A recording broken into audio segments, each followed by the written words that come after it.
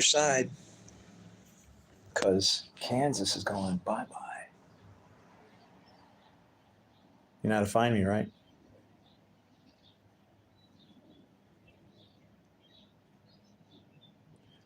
Shalom, shalom, shalom, shalom, shalom, shalom.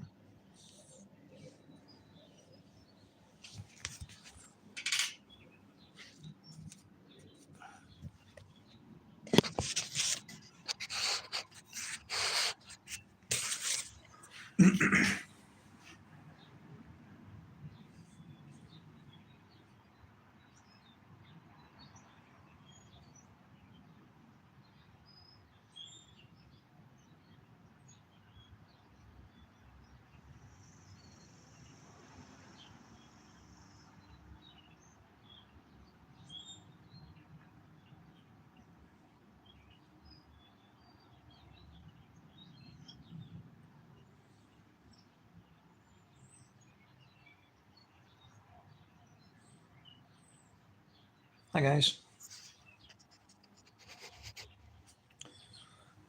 I'm just hanging out for part two. Questions are open. Same topic as usual. But yeah, get some questions in there, and I don't know. Let's get some trade some sauce. What do you got? What's eating you?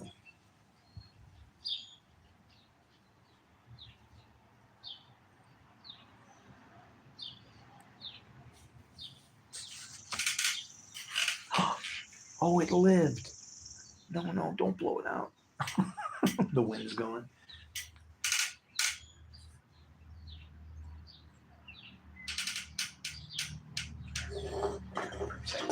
Still a pocket. Hopefully, it's not sitting in a little wind tunnel in, right? Hey, hi. Hi. Hi. Are you in Hawaii? Man, Hawaii's like, it's got to be cool, but I don't know. How do you feel good? Like when you're on a map, you know? It's like you're on a little speck in the middle of nowhere, right? Um, nice, fine and good, right? Hey, when is that satellite thing supposed to fall down? Isn't that supposed to come down anytime soon, or and that's if it already hit, if it already came out of the sky, then you can see how how on top of things I am. But I did see something where supposedly one of these asteroids or something supposed to hit the moon, man.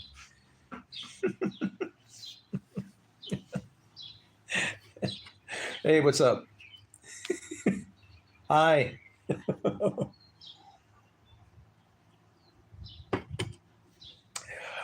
Do you know why you never, when somebody gets into your chat and they say hi, say my name, what they can do with that is they can take the recording and then, you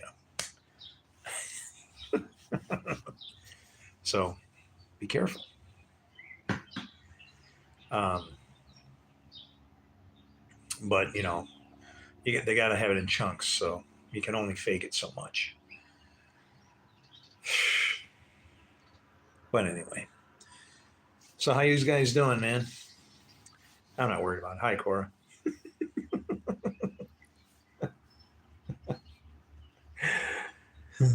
Diddy for president.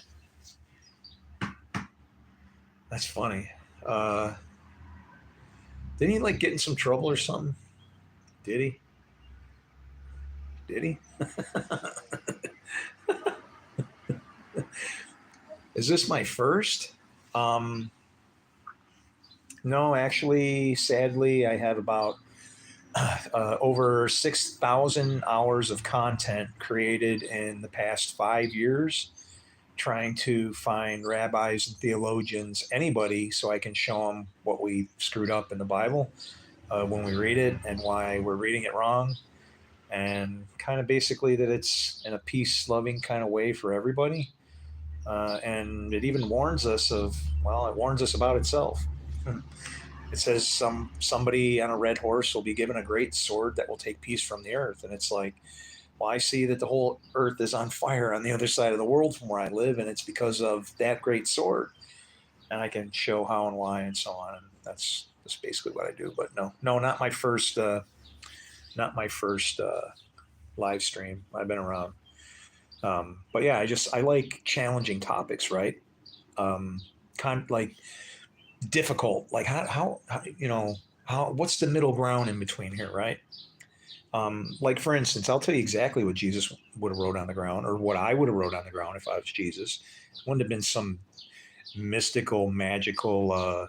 Oh, he wrote down their sins and all. No, no. I would have wrote down three things.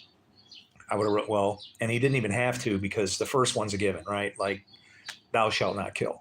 Okay. Well, the second one that you write down is Exodus 21:12.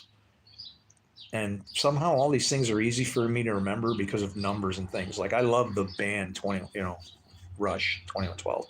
And he also would have wrote down Leviticus 24:17. And both of those say that if you take somebody out, you're to be put to death. And so then you got the thou shalt not kill. Well, and so what he was trying to teach people was when he said, you don't lift your finger to ease the burden. The law is the burden. You can move your finger to different parts of the law to help, save people. And they, but that's wasn't what they were doing. They were using the law to be cruel to people, exacting money from them in the temple and whatever. And it pissed Jesus off. So he lost his cool. Hey, Poland. My grandma, she gave me a nickname.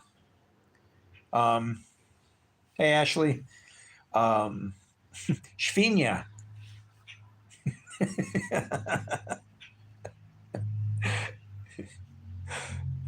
Christian's going to be laughing now. I'm sure she meant it kindly. There you go.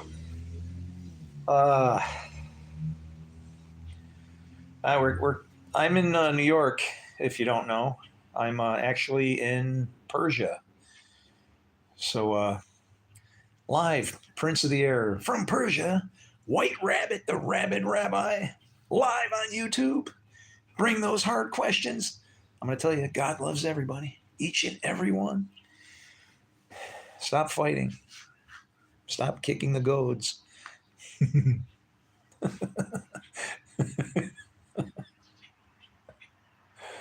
We'll figure it out, It's funny that, I don't know. I see truth in a different way now, I guess, right? Shvinya. Yes, that means big.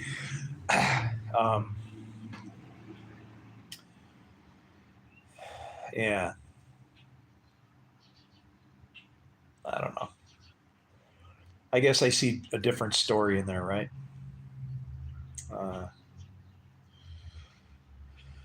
And we have a death on our hands, and that can never be a good thing. Not a one. So I work from there. And, if you can find enough evidence to keep you going, well, that's what happens, right?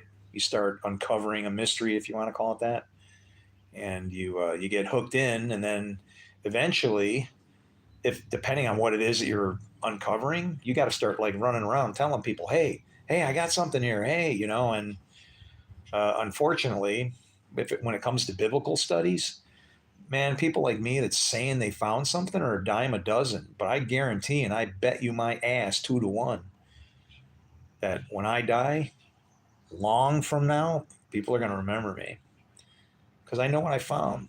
That's why my heart's broken. Because like I can't believe this. It's like I don't want to know this. I was kind of pondering that. Like, what if the spirit that comes to you is like happens as a spirit? I mean, see, I have a different view of us. I have no idea who you are, where you're from, except for my friend. And so it's like that doesn't all. Here's how I view you.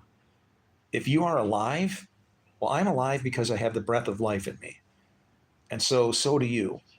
And then I stop there and go, okay, well, somehow, some way, we're like on the same team, part of the same family, something, right?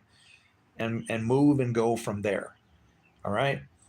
If I'm wrong, I'm fully willing to just stand here and let whoever come flying out of the sky and beat me up for my wrongness. I'm getting a sense of feeling that we're wrong, and we have been for 2,000 years, especially when like I said, we got somebody who died, and that person said any time will do, anytime. Well, a lot of any times have come and gone with a lot of blood and pain and tears, and so I started to look at this book in a different way, right? It talks about water from above, the law of us. Hey, pro, you're back.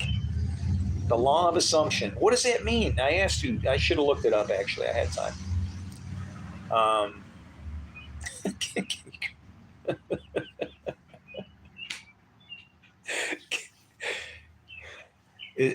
this is my dinger. I will crank it.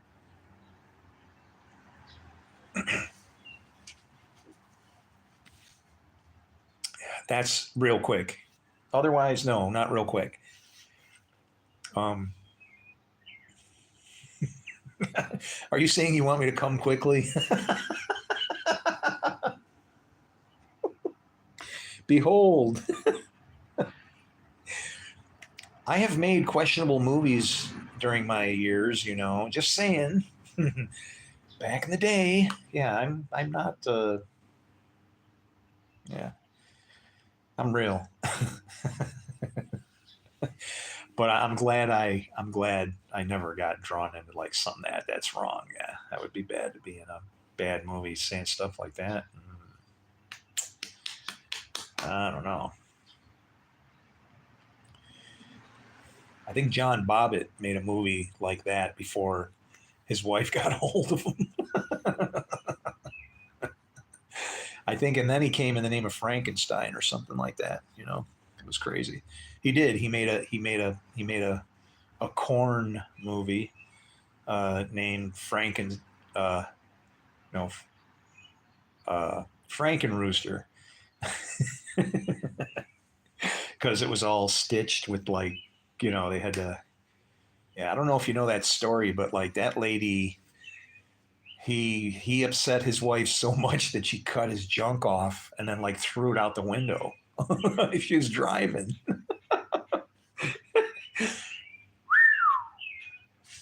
Yeah. Uh,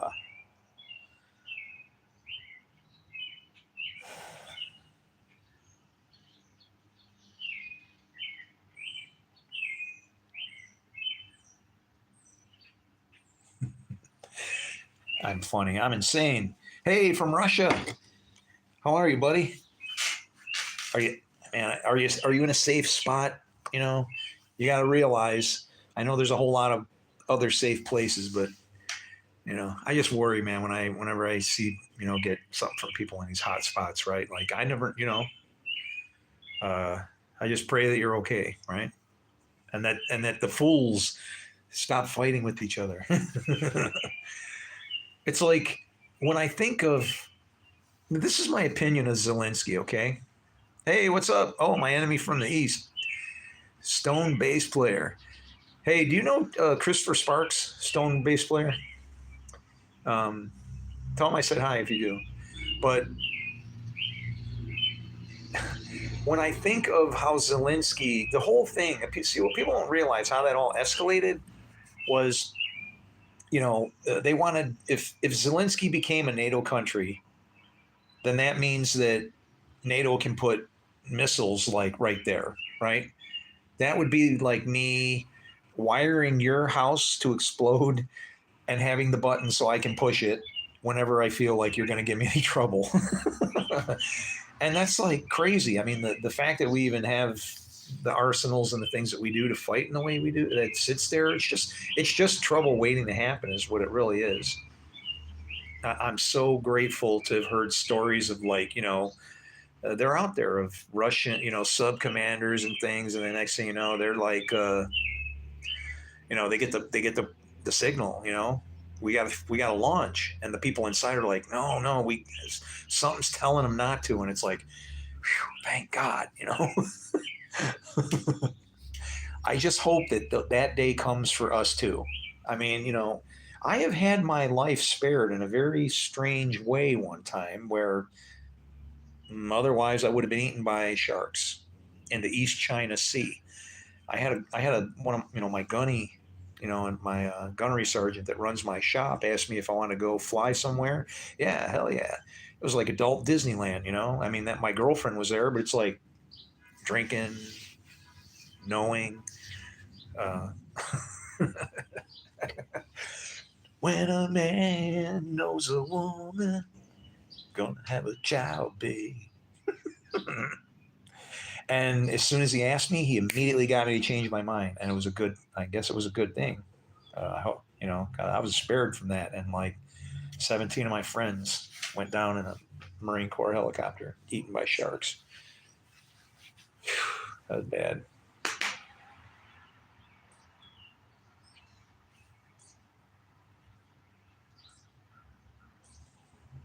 Scary. Hey, what's up, Dion? Never fear, Roy is here. Ah, I like that. I like that a lot. Yeah, politics. Yeah, man. You deaf did heroin in the 90s. No, I didn't do heroin in the 90s. What was the worst thing I did in the 90s? I did cocaine. I did cocaine until they Reagan decided to cut the exports to. I think what happened was God was wanting me to stop because I had somebody almost kill me. I like blasted a whole 8 ball at my nose on each side, and then like drove home at 120 miles an hour with my heart screaming out of my chest. Yeah, it was maniac. Uh, and stupidest thing, and thank God I didn't wind up getting hooked. I don't really get hooked on things if they're hurting me that bad. I respond well to pain, right? So yeah, um, yeah, I've been around enough of that junk though. I remember one time I was so messed up. Cocaine is great. No, it used to be. It's not anymore. Then when they started processing it with diesel fuel and acetone, it was like it just didn't. There's something wrong. Because honestly, that drug itself is a medicine that you could get at a dentist if you went to a dentist. They just rub it all over your gums and get you higher than your dentist bill. It's like um, they don't have to shoot it in your nose, right? It's just all the same thing.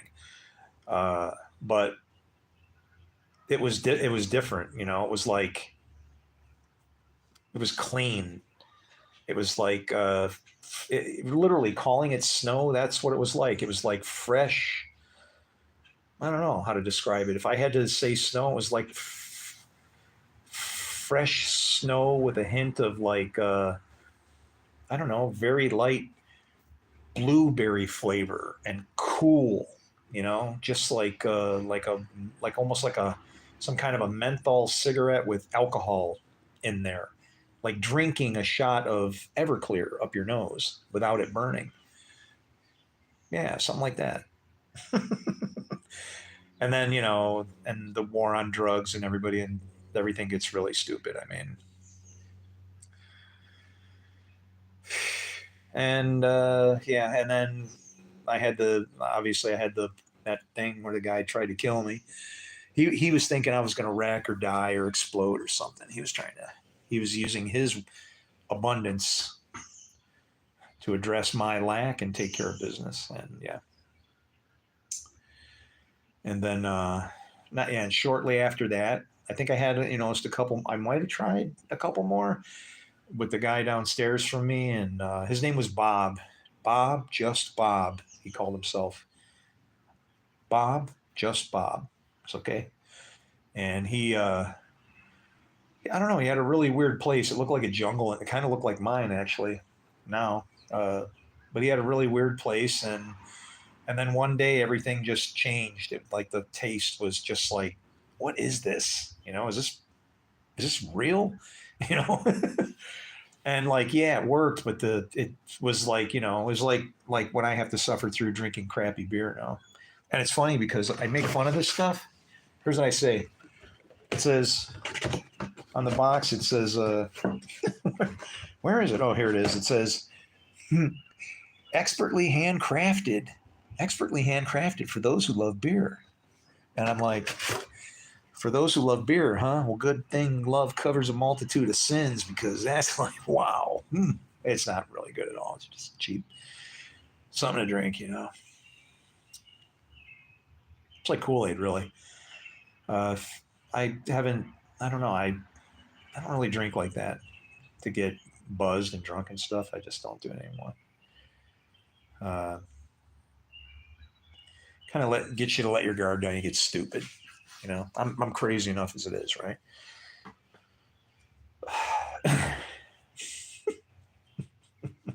You know who's crazy? There was this Jew on Venice Beach on the boardwalk with a table and, Orthodox Jew and whatever. He's like taking random questions. I'm like, that guy's got a set of nuts on him, man. Probably circumcised too. I was proud of him. And it's like, and I thought about it, it hits me like, well, if he said, what if I said that to him and he says, well, wanted to talk down to me or something, I'd be like, well, I've been in prison 3 times, and this is all in the name of serving my God. I've been in prison 3 times. I've died once. I've been falsely accused.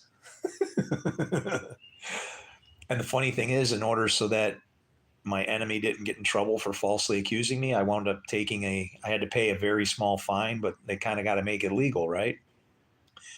So they dumb it down and give me a small fine so that I can take the hit looking like the bad guy. But my lawyer told me, he says, this is shut. He says, you're done, man. He says, but then I was like happy about it, right? Okay. When you're going to win your court case, you feel good, right? It's a bad feeling because you got people that don't know you. And that's when I shaved my beard off back then. So I'm like, okay, I can't be looking like this in front of these people. They ain't going to get it. I took a Nazarite vow, prayed real hard.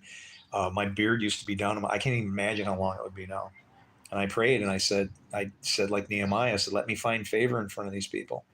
You know, uh, this isn't right. What's going on here? I can win it, but still. And so then, but my lawyer tells me, he's like, yeah. And then all of a sudden it hits me. I go, can she get in trouble? He's like, well, yeah, she broke the law. It's basically, it comes down to being a false police report. And, and then because of, it's like, and it was weird because, see, there's laws in Deuteronomy. Like if you curse somebody, that curse is supposed to fall on you. If you wrongfully say something about somebody, it's supposed to come back to you.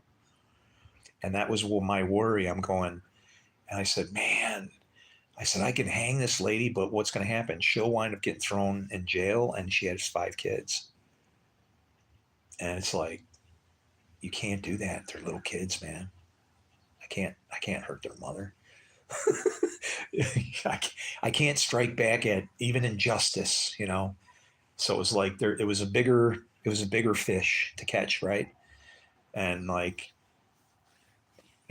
I know she doesn't understand me. She, like, when I first found out that I was a Jew, I had to struggle with things because, what do they say? They go, uh, Jesus broke the Sabbath, broke with it. Hey, Meek, um, saying that Jesus broke the Sabbath, right? And I'm like, well, I don't know, man. He was Jewish. So all of these things made me have to do research to figure out what was going on. And it's like, the thing about the Sabbath was it was a rest from all things that were made and created. Okay? What was made? Peace is made. Darkness and evil are created. So it was a rest of everything. Just what's missing? Light. And so that's the thing. If you are creating light with what it is that you do, good light, right? Walking in the light. Paul even says something weird. He says, whatever is exposed in the light is light. So it's kind of like, what do you mean? Whatever's exposed in the light is light. So in other words, if what you do supports scripture, walking with God or whatever, even if it might be a bad thing. Now, an example of that would be like Rahab's lie. Okay. It was a lie. She lied. And it was, but what? It was exposed in the light, the spirit. The law is not concrete. Okay. Uh, what if it said, thou shalt not kill, and you were standing next to me and here comes some screwball coming to kill you? What would you expect me to do? Okay. How would you want me to defend you if the only thing that I could possibly do, I would just pray about it and let them have it, man. If it's right in my face, that's one thing, but to get drawn into it is completely another. And the reason it's about the spirit of the thing. There's a bad spirit to do anything, and there is also a good spirit to do almost anything. And when you get on the right side of it, that's how that you found that narrow, you found the middle ground, and then you should be able to understand the concept of sons of God and sons of perdition, and you being a son of man. When Jesus said that, he said, oh, the Son of Man has nowhere to rest his head. I should count how many verses it was, but like 2 or 3 verses down, he says, like, let me show you where I'm staying. Follow me, I'll show you where I'm staying. So they followed him to see where he was staying.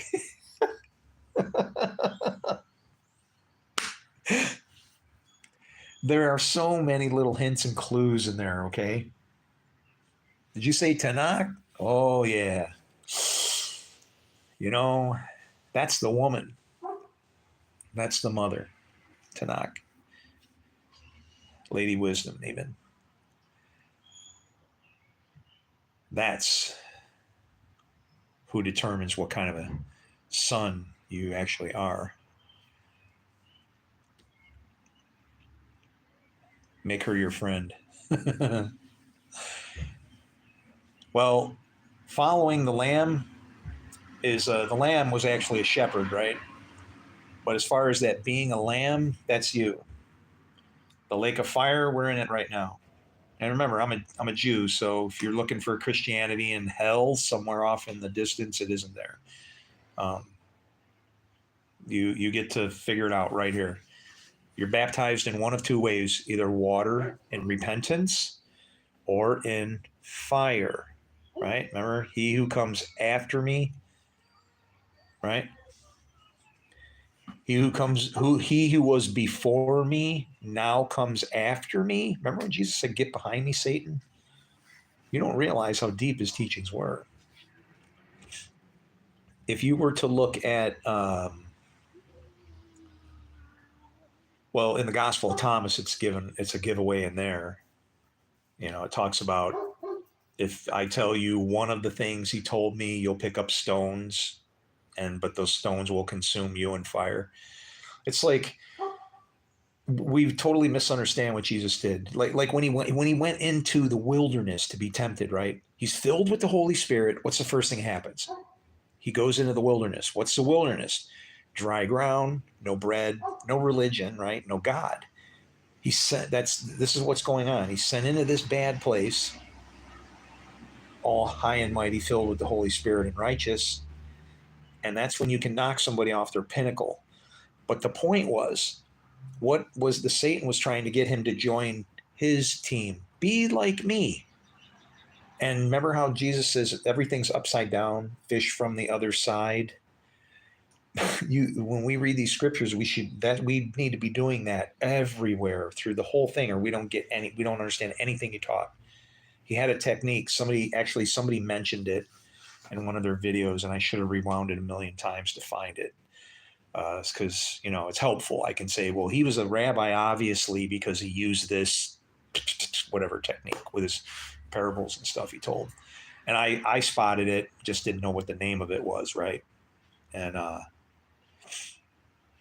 yeah, man. I'm confusing the point. I'm confusing the point. No, the point is that beast that we can't defeat, that we're waiting for. That's the scripture. And you can't, I'm sorry, the word is God, just like John said. But it's for everybody. Yeah, I mean, you want to go having barbecues and sacrificing things and whatever. That isn't what our God wants. Okay, He wants us to, who I would ask you then, as being a Jew, what apple? What apple? Like Adam and Eve, the apple, the devil says you have to be like God, knowing good and evil. Well, let me ask you something. If you didn't know good and evil, how could you know what good was? If you weren't able to die, how could you demonstrate the greatest of loves? Um, I don't know. I don't know what to tell you.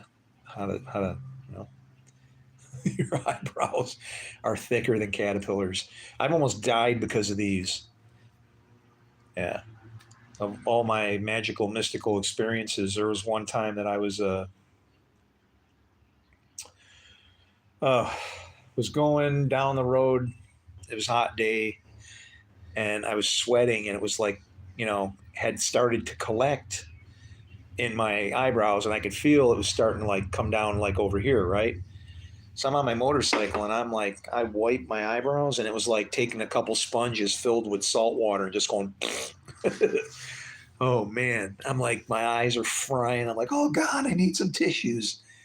And then I'm like trying to get my vision, and I see this dead animal on the other side of the road, and I don't know, man. I feel bad for everything that has to suffer, right? I mean, if it squeals when you hit it, it's got to feel pain, and pain is shit. I've lived with it my whole life, so it's I guess I understand. But I swing down my head to take a look to see this animal, and it's a full unopened box of Kleenex tissues. And my wife is, and I'm like, did you see that? Did you see that? And she's like, oh, I'm sure God just dropped it out of the sky for you. And it's like, I'm doubt he manufactured it in heaven out of and it fell out of the sky, but somehow it fell out of a truck or flew out of a car or whatever, just when I needed it. And I can, if you know what, that happens so many times to me. I almost feel like I should be lackadaisical right now and just be going, yeah, God's got it. Who cares? Why do I need to suffer for 5 years trying to show these people how our Bible's going to kill us? I mean, I've really, man, I've put the shit to the grindstone here, and people don't get it. I begged. I've watched people die, like Mike Heiser. That sucked, man. I really thought that he was going to be able to help me. And then I said that prayer, and I feel bad about it. I said, if anybody's in my way, anybody, I want them out of my way. I'm tired of chasing people for nothing. And then it was like a month later, he's got cancer and dropped dead. And he knew. He had enough of the pieces of the puzzle. I just had to give him a few dots and show him where to draw the lines in other directions on a couple. It's like that divine counsel in the midst of the gods. That's right in here. It's not out there somewhere. Divine counsel is in somebody helping you. Mighty counselor. Your God is your belly, kind of a thing. Damn, Tim, you all right? Bless you.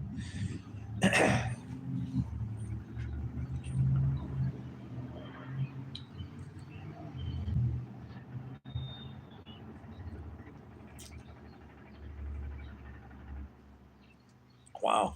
It's like a jackhammer. Hey, what you want for Christmas? You know I'm Jewish, right?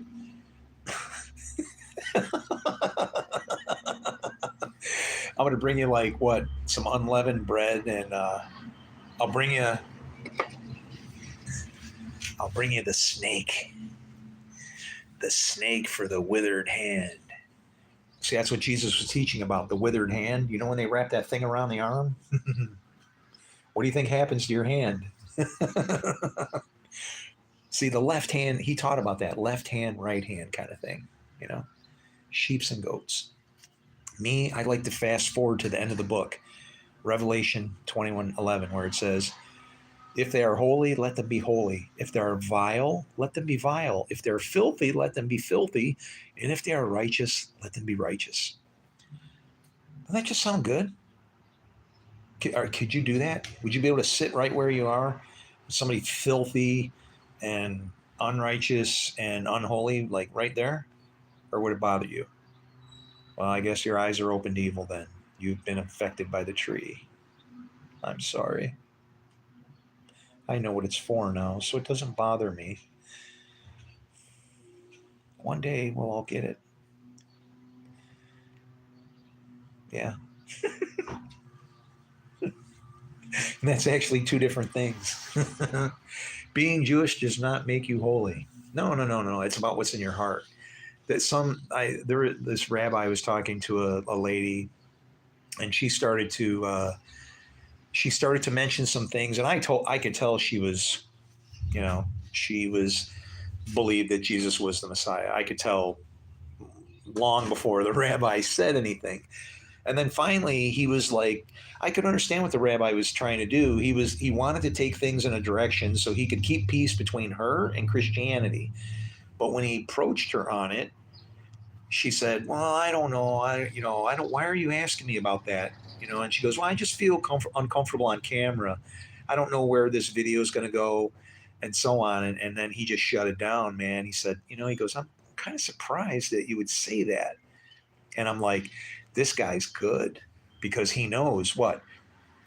Be ready to testify as to why you believe, right? And this chick shuts him down because she's afraid of a camera and a rabbi.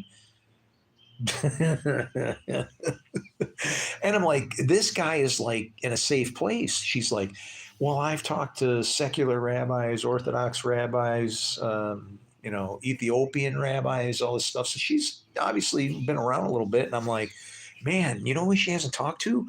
White Rabbit, the Rabbit Rabbi. I can tell her a few things, and I could, because during the conversation with the rabbi, I would have approached it a little differently than how he was going, but I know more than the rabbi, so that rabbi. Everybody's got pieces of puzzles. We're looking at it in the wrong way, We'll figure it out. What in the hell is that? I got ice cream in the fridge. What kind of ice cream you like? Love from North Carolina. Who is that? Is that William? What's up, Willie? I shouldn't call you that. That could be something bad.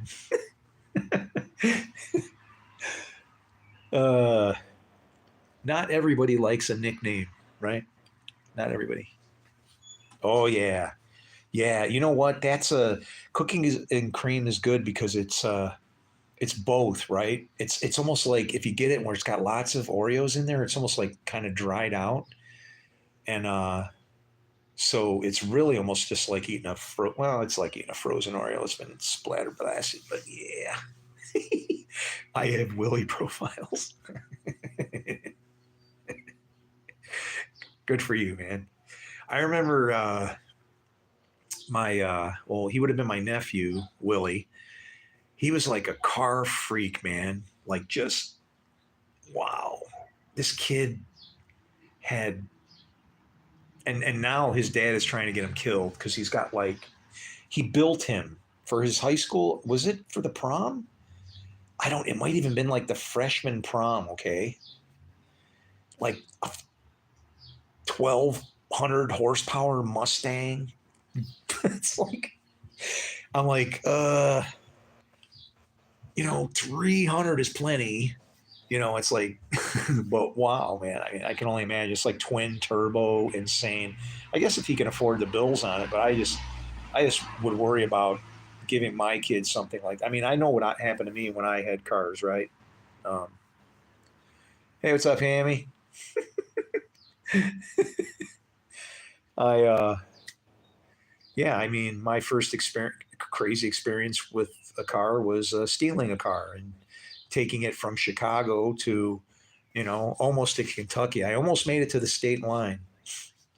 I made it to Metropolis, Illinois, the home of Superman, and actually spent 3 days in jail there in the halls of justice, because that's what they called it. And yeah, the last eclipse drew an X over that city where my jail cell was. Kind of cool. I got that going for me. And then it really got worse after that. What's the reason for this channel? Well, I'm at about 5, almost 6 years of begging for any rabbis or theologians to see exactly what it is that I have found in Scripture, because I found something that nobody else seems to see. I cannot break my system, whatever it is you want to call it. I can't break it. It's maddening. The more I dig, the deeper it is, and it expands into everything. Islam, Judaism, Christianity, all connected.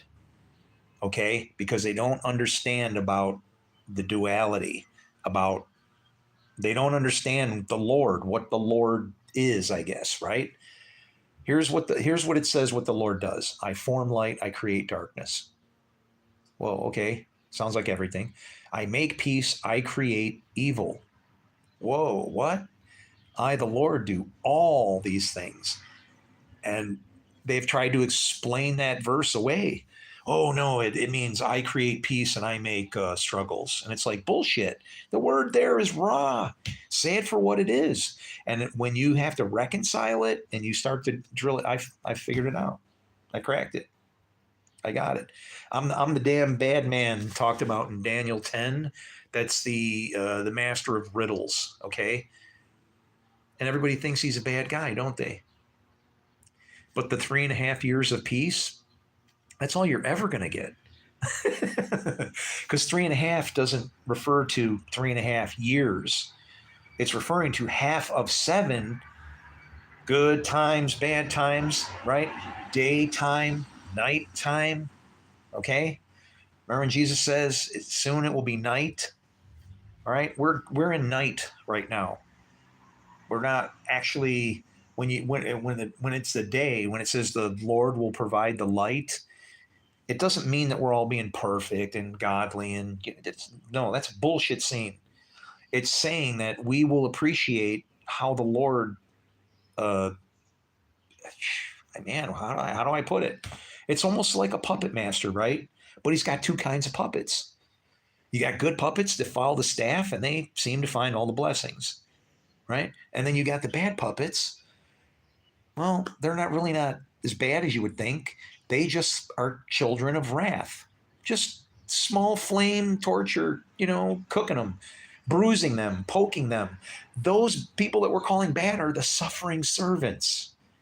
Yeah.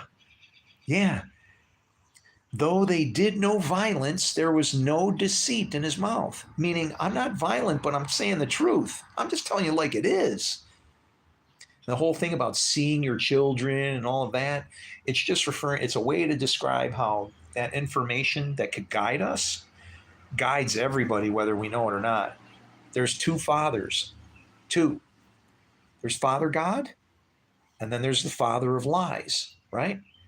So now each of those has their own son. Sons of God and sons of perdition. Well, guess who's missing? What? The Son of Man, which is you. You are a son of man. And guess what? If you read Numbers 23:19, it says, God is not a man, but a son of man. Or no, it doesn't say that. Wait, it says God is not a man. No, I just turned Christian there for a second. Back to Christianity, I should say. God is not a man that he should lie, nor a son of man that he should repent. So if Adam was considered a son of God, son of man, not good. And actually, if you read Psalm 42, verse 2, you're going to see something really, really funny. you're going to see it as from greatest to least or all of this stuff. But if you take that phrase and you read it in the Hebrew, you want to know what it says? Gamma ben Adam, sons of God. And then the other one says sons of, or I'm sorry, sons of, it's Adam, and what's the other one? I forget. But it's sons of God and sons of Adam is how it literally comes out when it says what it says. And it's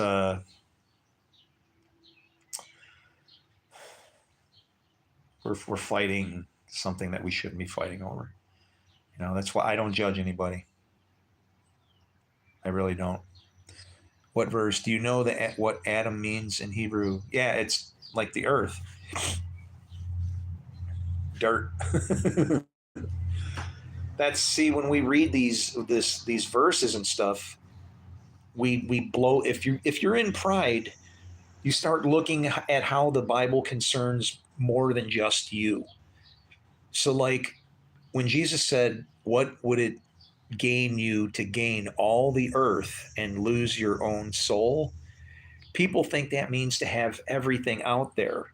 But the point was, I am made of earth, right? What makes me a bigger, better person?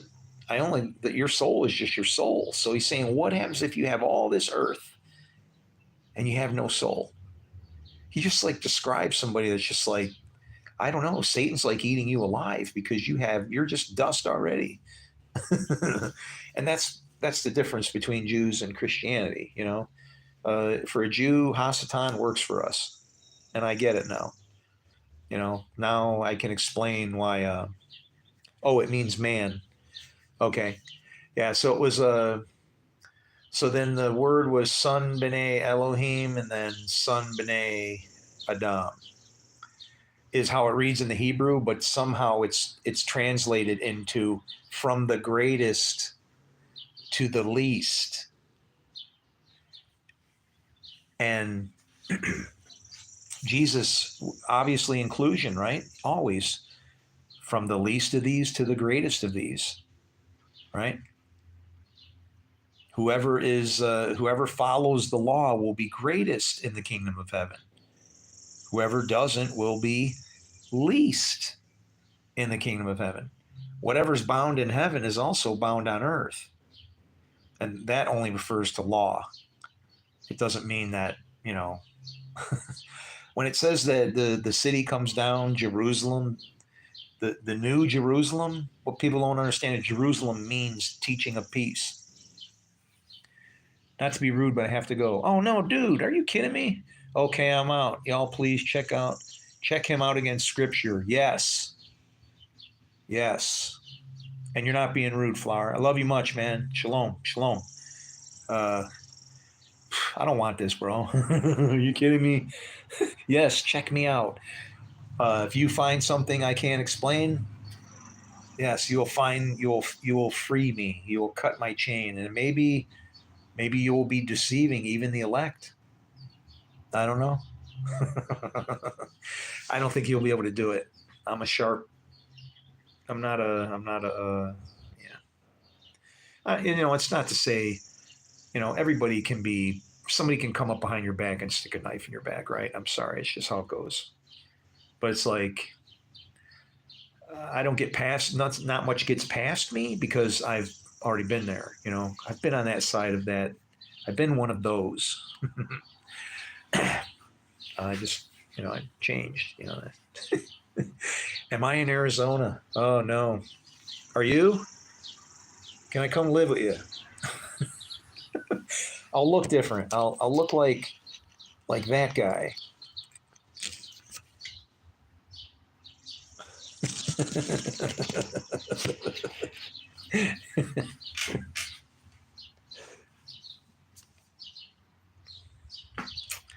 Yeah, they don't put your pictures on milk cartons anymore, so I just put mine on the front of the house, you know. Have you seen this guy? It's funny, you know, people look at it and they're like, wow, is that your son?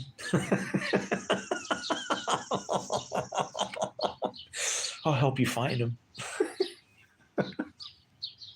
You know, I mean, and like I said, I have been on the other side, so it's like, well, there's these people that got him and I don't have the money, you know.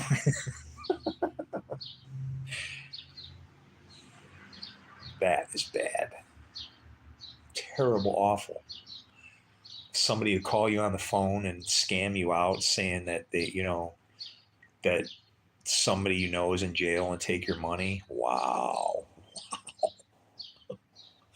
That is a reason to have exploding cell phones. If I was the Israelis, I would say, "Hey, it was safe. We had it out there for 600 years and or whatever, and it didn't, not a single time until we decided, hey, it's getting serious now." I think everybody should have that kind of a cell phone. Would you still have one? Would you be afraid? I know, and then come the excuses. Oh, well, what if somebody hacked it or whatever? No, I would. I'd just be like, okay, I'd think of for the good of everybody. You know what I'm saying? Just because that way I would know that they would start, we would get news reports, oh, the bad guy over there, he was talking and all of a sudden he he became Malchus. Lend us your ear. These people had these things on their hips and they were doing damage. Can you imagine if he was like shaking his pager trying to listen to it? What the hell's going on with this thing? That was sneaky. That was way sneaky. But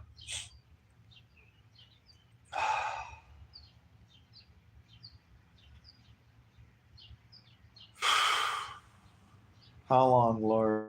How long? If you guys know any pastors or theologians that like follow Mike Heiser, they're not afraid of the Book of Enoch and things like that, please send them my way. I'll give them some things to think about. I need help. I need other people that can see what I can see, that actually have the capacity to pull this shit apart and see what it is that's destroyed us, and figure out how to get ourselves out of it. Um, I'm not saying that there's no God. I'm saying wherever this thing came from, however this book came to be, it's a real thing. Even Napoleon said it. Napoleon described it most appropriately. He said, the Bible is no mere book, but a living creature against which all who oppose it will be conquered. It's like, I couldn't have said that better. I say it as a computer programmer that it's uncrackable.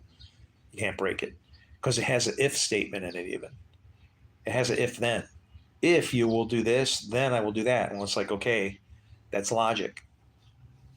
That's a logic gate. Sorry to put it that way. And that's literally what we're looking at. Even quantum physics can be reasoned out through scriptures because we have free will to do either good or evil, and that when we make a decision, we say in quantum physics, it appears that that decision comes from, pardon me, but afar. That's kind of creepy, isn't it? So we exist in a quantum state, even the human race individually. And, as far as like ECMC squared, where two or more are gathered, I am there. It's an increase in power energy because you have two forces that don't oppose each other. It's synergy, right? It's, yeah, we're idiots, man. What's going on here? Do girls, what the hell? You guys, you almost got me to read that. And no, girls don't pee out their butts. And if you have a daughter and you're changing a diaper, you have to wipe front to back. Okay? Front to back. All right? Pink mud, not good. Yes, the Bible has been changing all the time because it said words like there are more religions to people erase them. Well, you know what it is? If you really think it, that's nasty. I hope you're. Ugh, that's terrible.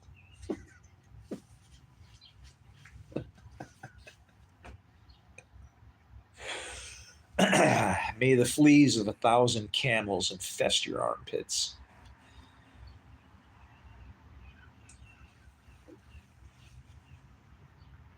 Um, that's because you got to go in both directions. Learn from the snake. You know, the one that goes back and forth and up and down through it. The up and down through it has already been accomplished. Now you just need to go back and forth. Can't believe this is it, man. You're looking kind of lonely, girl.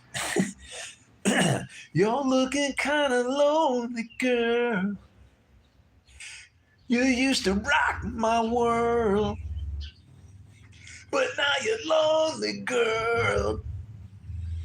Oh, the truth is unfurled, and I'm walking. I can hear it, man. I can hear the tunes. I should go get my guitar.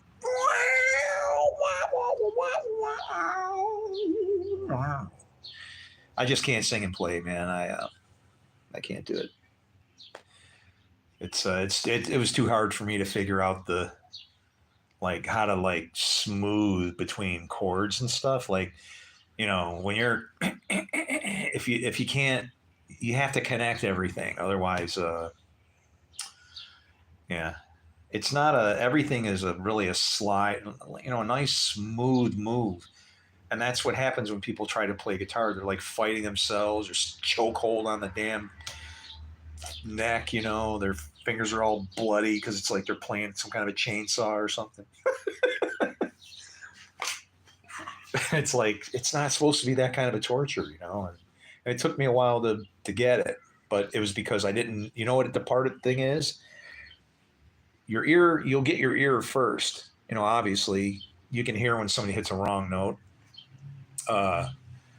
It's just off. I would tell you that if you're playing and you happen to goof, do it on purpose again and again. Make it part of that tune. And then what happens is somebody will hear it the first time and they'll go, oh, he blew it. And then when you come back the second time, you have them stick their foot in their mouth, even though you blew it.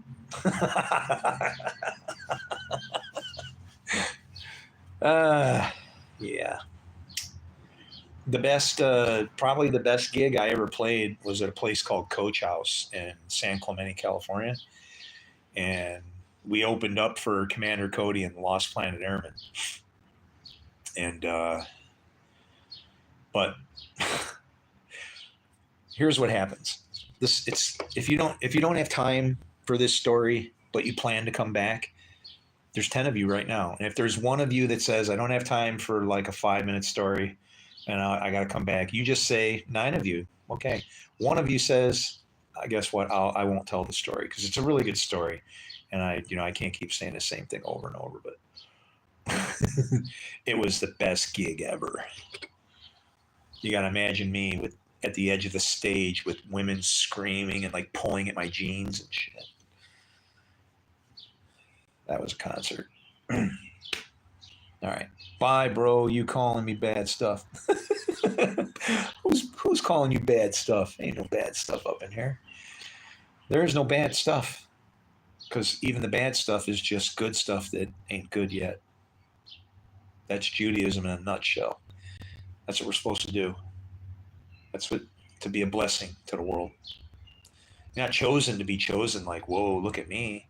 No, it's chosen to be a damn dog to help serve, teach people what it is. And yeah, you can't just sit around waving flags and stuff. That don't get it done. That's why Jesus was upset, right? The harvest is ready and the workers are few. Same thing again. This is like, what?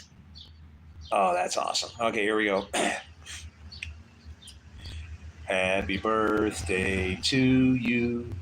Happy birthday to you. Happy birthday, dear Nagi. Happy birthday to you. And may you live as long as you want. Ow, ow, ow, ow, ow.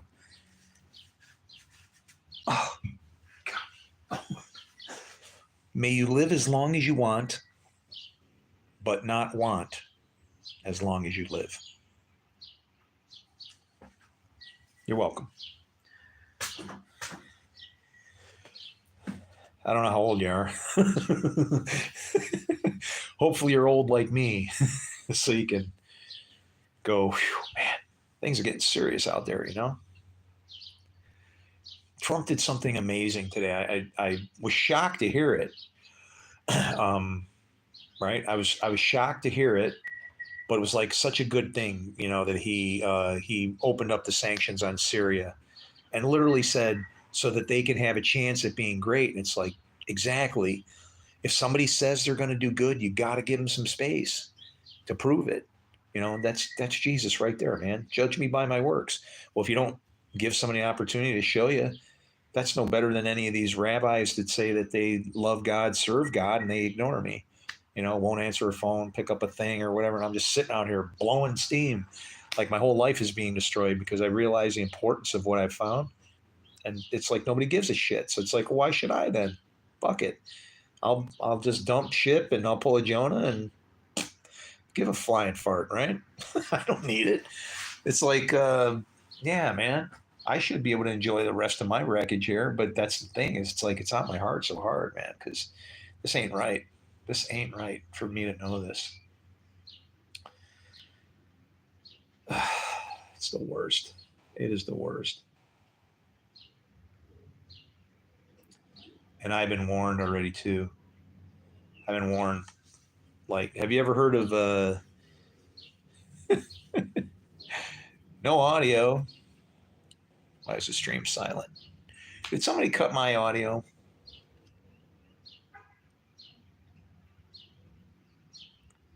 No audio?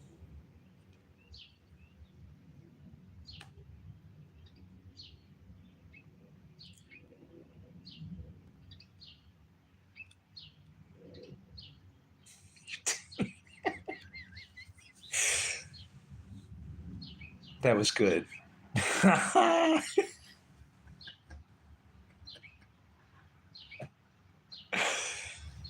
These aren't the droids I'm looking for. Hold on a minute. I got a bad communicator on R7.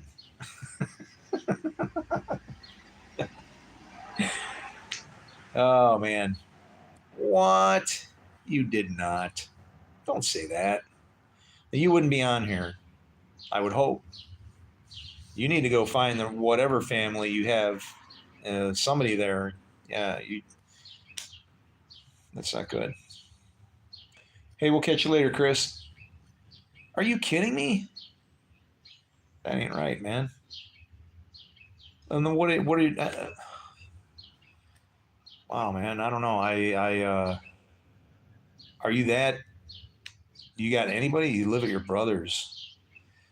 Oh man, dude. What are? I can't even imagine. I can't even imagine. There's nothing. You know.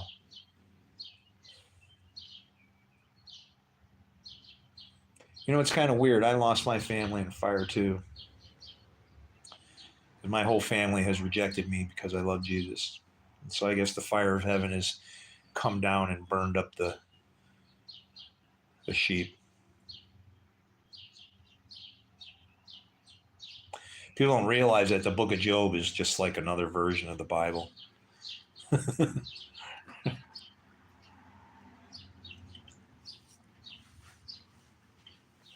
All of them are. There's a pattern in there. Oh, you're at work? Oh, you had to work even?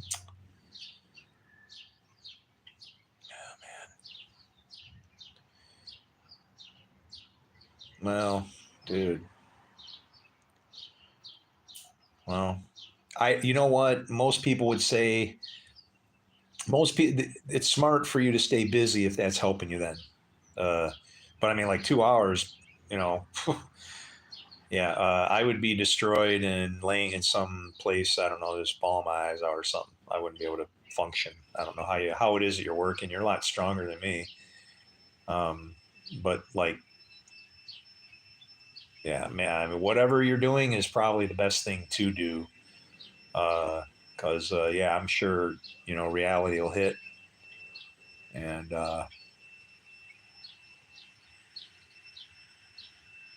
yeah, that can be a lot of money depending where you are. Actually, It's I don't know. I've always found that somehow things have worked out for me. And then in the cases where I have to give, I don't know, it just goes out pretty much as fast as you need it, you know. I've been helping out my neighbor. She's they're foreclosing on her house. It really sucks, you know. And I don't know. Oh,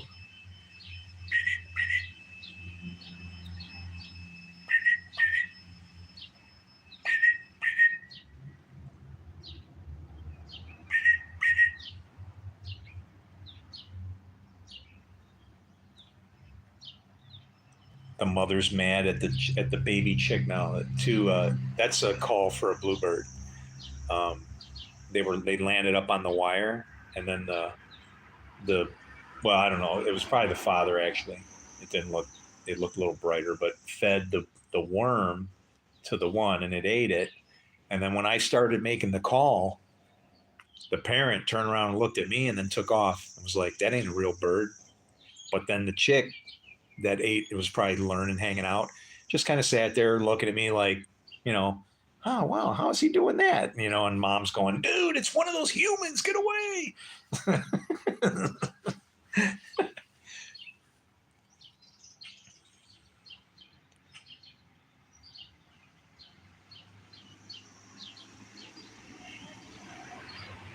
Wait, 1 day work, $89, right? You mean not $589?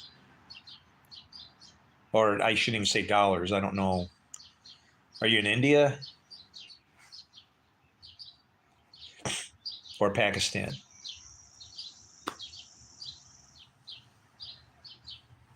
Um, oh, China. It's beautiful there. I used to, well, I worked at Walmart, and there was a guy who he drove a truck. You know, they bring stuff to the store, and then we unload the trucks and whatever.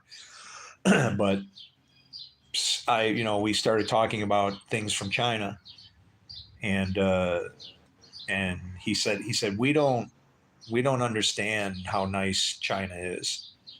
He says it's beautiful there. It's not like people say.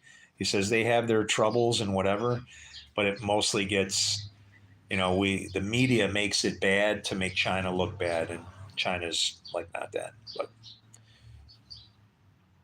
no, Nagi Kurt Nagi said she's in China, but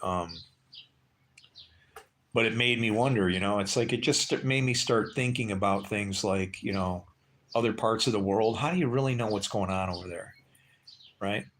If you happen to just get the wrong, well, you get the wrong impression, right?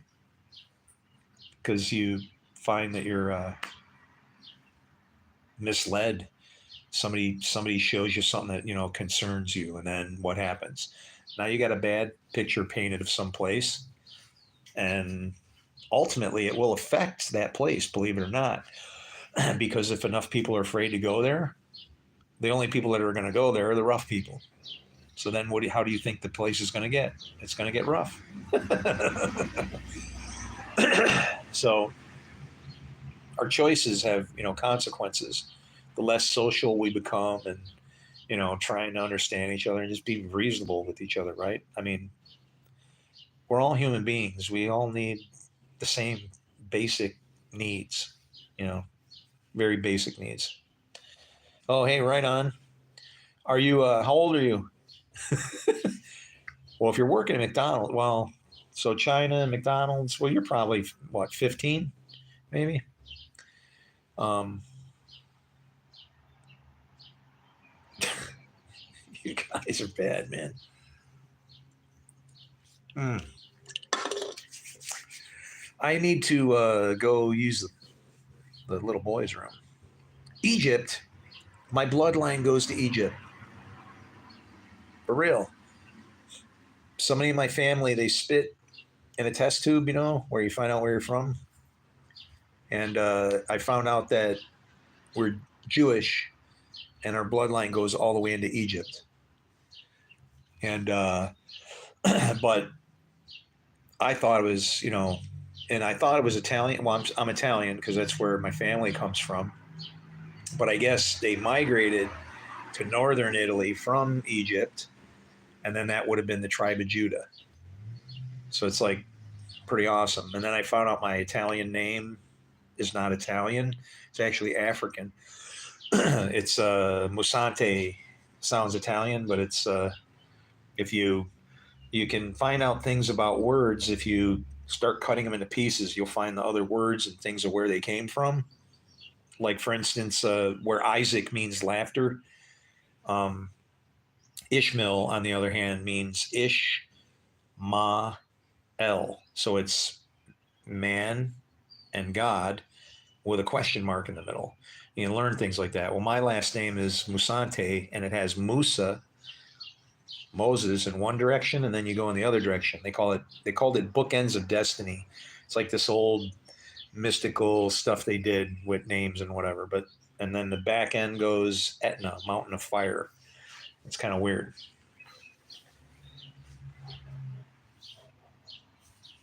Hey, God bless you too, for sure. So, but anyway, I'm gonna go. I'm gonna go freshen up for a minute, and I will be back shortly.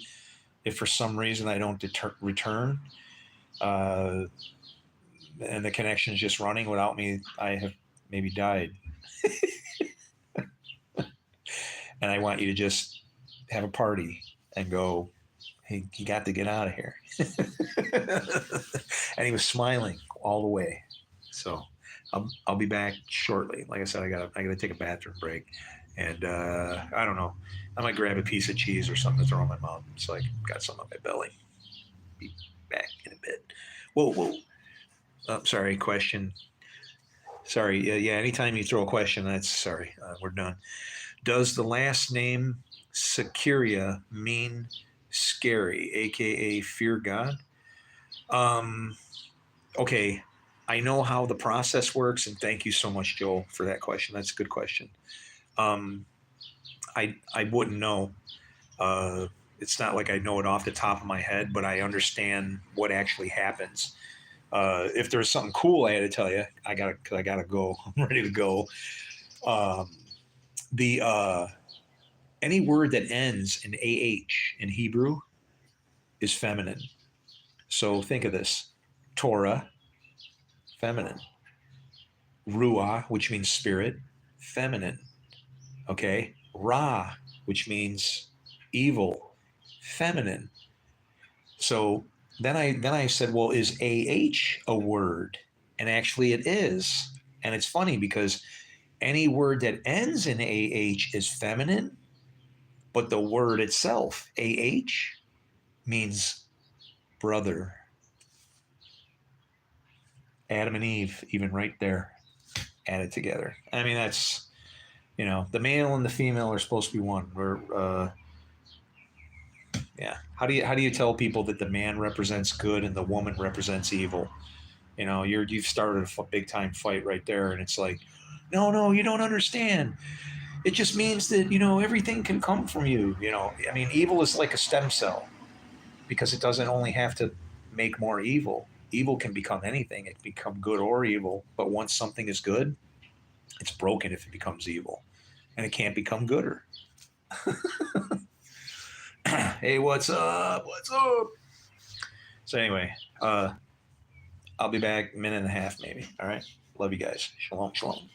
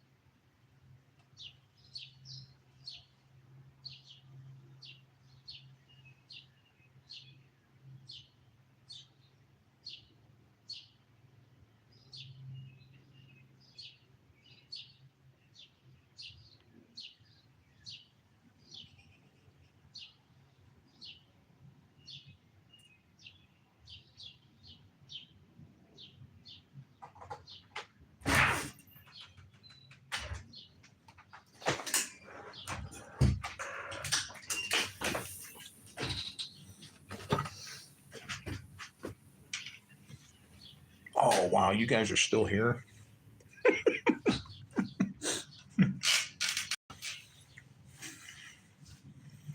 Mm, the best piece of cheese ever.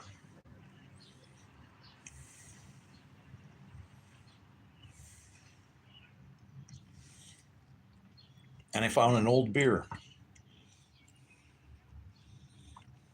Remember that one from 3 days ago? I uh, I never finished it.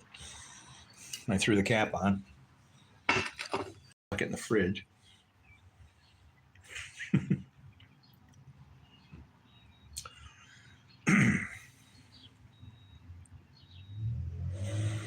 As I recall, there was somebody from Ireland in the chat. Hey, what's up, Mr. Russo? Um, and he said they have beer in America, and I'm like, no, not really. We have a few microbreweries, and you can't. It's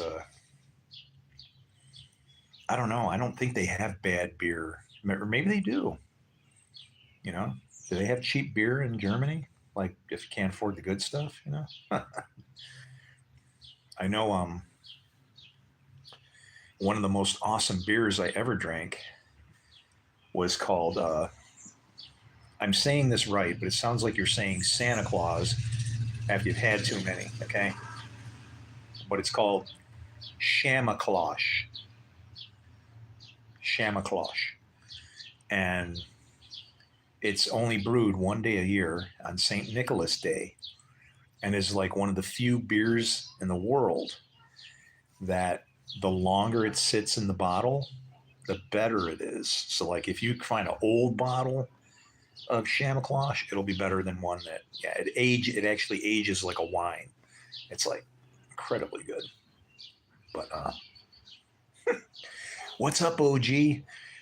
Actually, I'm in New York, and they legalized uh, to grow certain kinds of plants here, and so it's like now the joke is, when I go to the grocery store, they're like, "Would you like a bag?" And I'm like, "You selling that here now too? You're kidding me, really?" Or in the Dollar General, I get that guy laughing. Well, it depends on who's in there, but my gig for there is, they sell the DGOG. Anyway, the hell is that? It smells like a diesel truck. Stinks.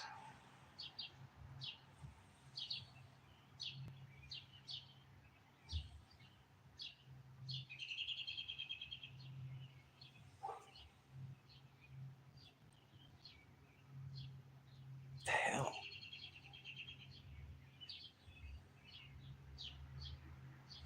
I wonder if somebody blew up his truck. I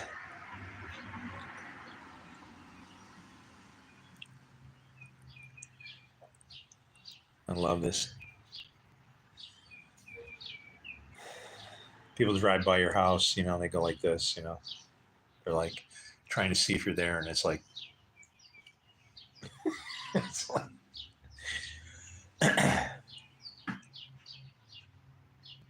it's like, why are you bothering to look if it's offensive, you don't like it, or you got a problem? Stop in, let's talk about it. Or forget about it. It's easy.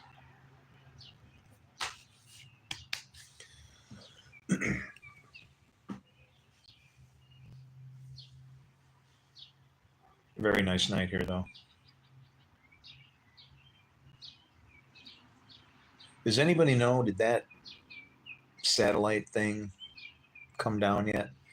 Or is that happening like May 27th or something? Did I see something on that date? It's supposed to actually go right over here. And what's funny is I don't know if you've heard about it, but Russia launched a probe that was supposed to go to Venus. They were going to try to slingshot, probably, I suppose, out of the Earth orbit and, send it out. Whatever reason, they couldn't get it to go. It couldn't go for a second part. Never left. But the thing is designed to handle like 300 G's. Okay. So if you weighed 100 pounds, that would be like you weighing, 30,000 pounds. No, what would that be? 300. So that's, damn, it'd be pretty heavy. But this thing can pretty much survive the reentry. So I think what I would do is I'd set boats out there wherever they think it's going to be. Hey, let's have a little potluck party and have like a little crap shoot, right? Like skeet shooting with our laser tag weapons from our, big boats and stuff, right?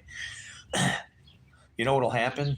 Somebody will blow that thing out of the sky, and then the aliens will see it and they'll go, "Oh, they know how to get us now. We better attack now." You don't. I don't know if you believe in that alien stuff. I don't want to freak you out. Some people be like, "What? Texas? They don't mess with Texas." You want Texas? Is that what you're saying? Welcome to Raz, Texas. I got a friend. Are you anywhere near Victoria? Do you even know where that is? I know the world's big. Doesn't hurt to ask. You never know. Some people, oh yeah, it's like a mile away. Really? Um, nice beard, you old goat. Hey, thanks, you fart. um, that's what this world needs. You know what I mean? Just, I don't know. People sitting around just shooting the shit, have a beer, and just chill out or something, man. I can't take this anymore. I promised myself when I was like 10 years old and I saw these old people and they were miserable. And I'm like, I won't do that. I'm not going to be that guy. But now I get it. I understand now. It's like, wow, what a beating. Who knows what that other guy had? Maybe he was as tough as against, the grudge as I think I am. And he just didn't make it. It's a pity. Anyway. Oh, hell yeah, I'm old.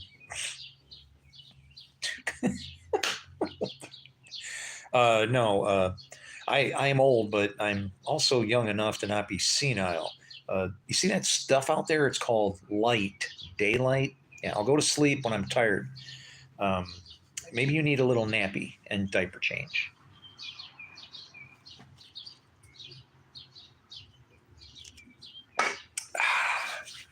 Ooh, this is a good one. It really is. Mocha Imperial Stout.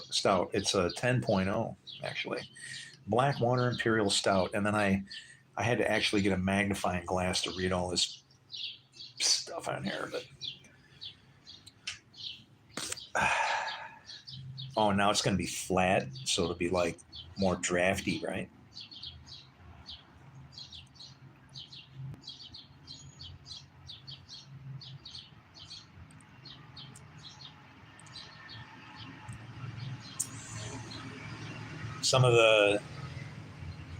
Some of the AB has EV'd.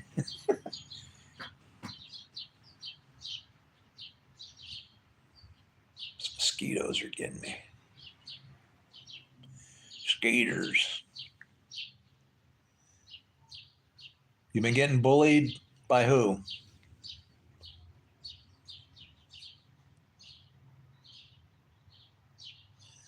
All right. I'm good on that. Nobody liked me in school. I had yeah. But there's one thing I'll tell you. Uh, well,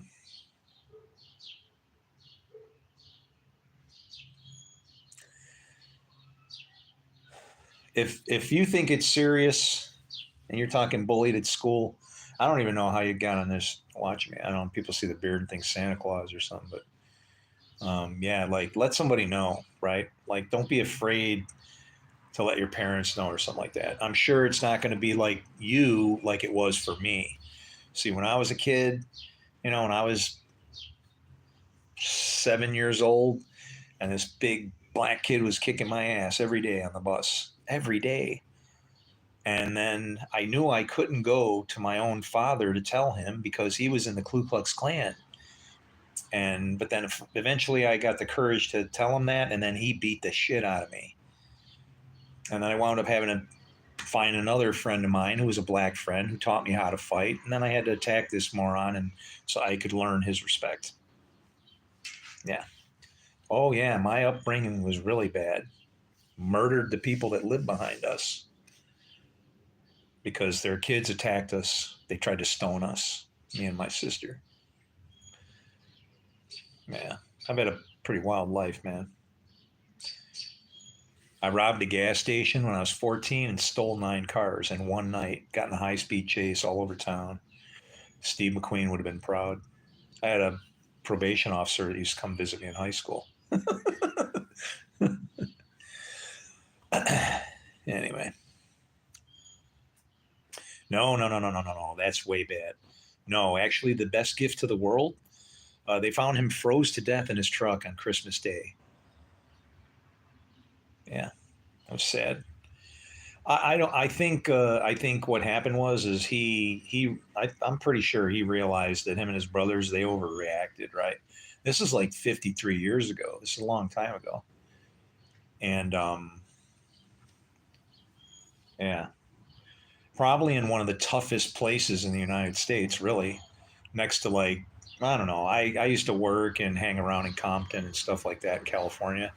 You know what it is? The food is good there, man. Is when the neighborhood gets bad, the food is just insane. Dude, read the comments. What? Will you donate to my GoFundMe page? What?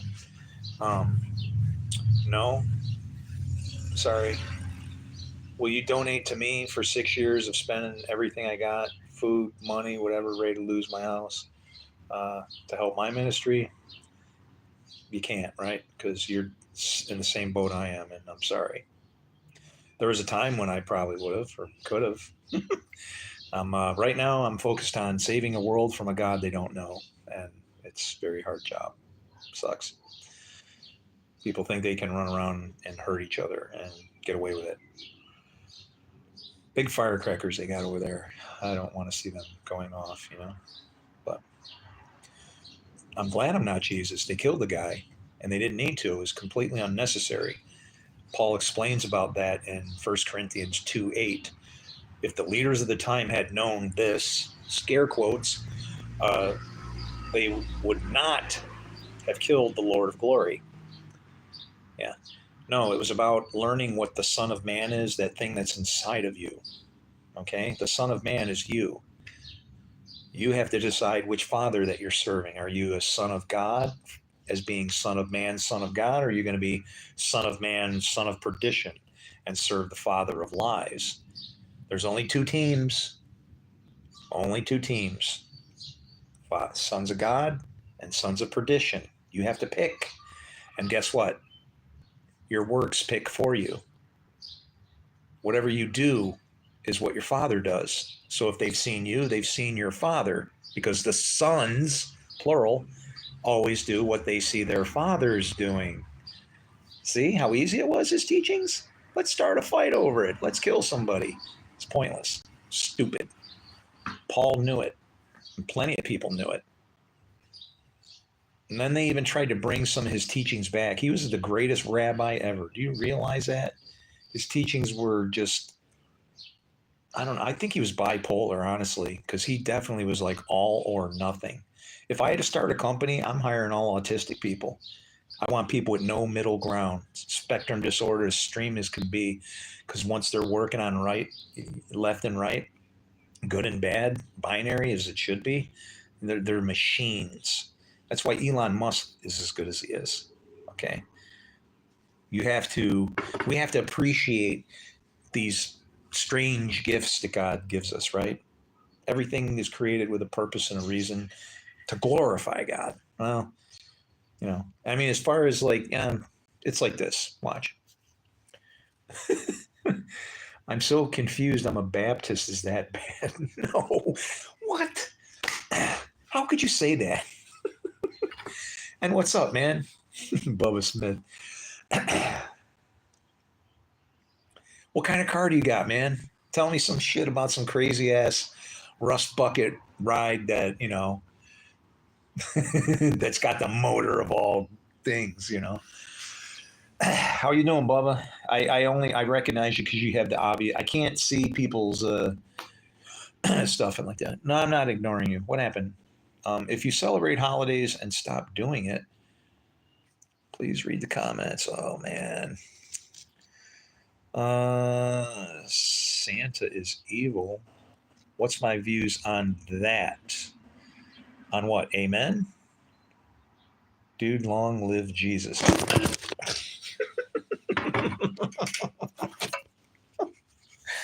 All right. Equipment failure. Jeepers creepers. I don't know, man. Ask the question again. I'll try to look for it. It's flying by. I have to touch and move and, like my phone is sitting on a little metal or a wooden tripod, like from Hobby Lobby. Okay. You get them for about 39 cents. Yeah.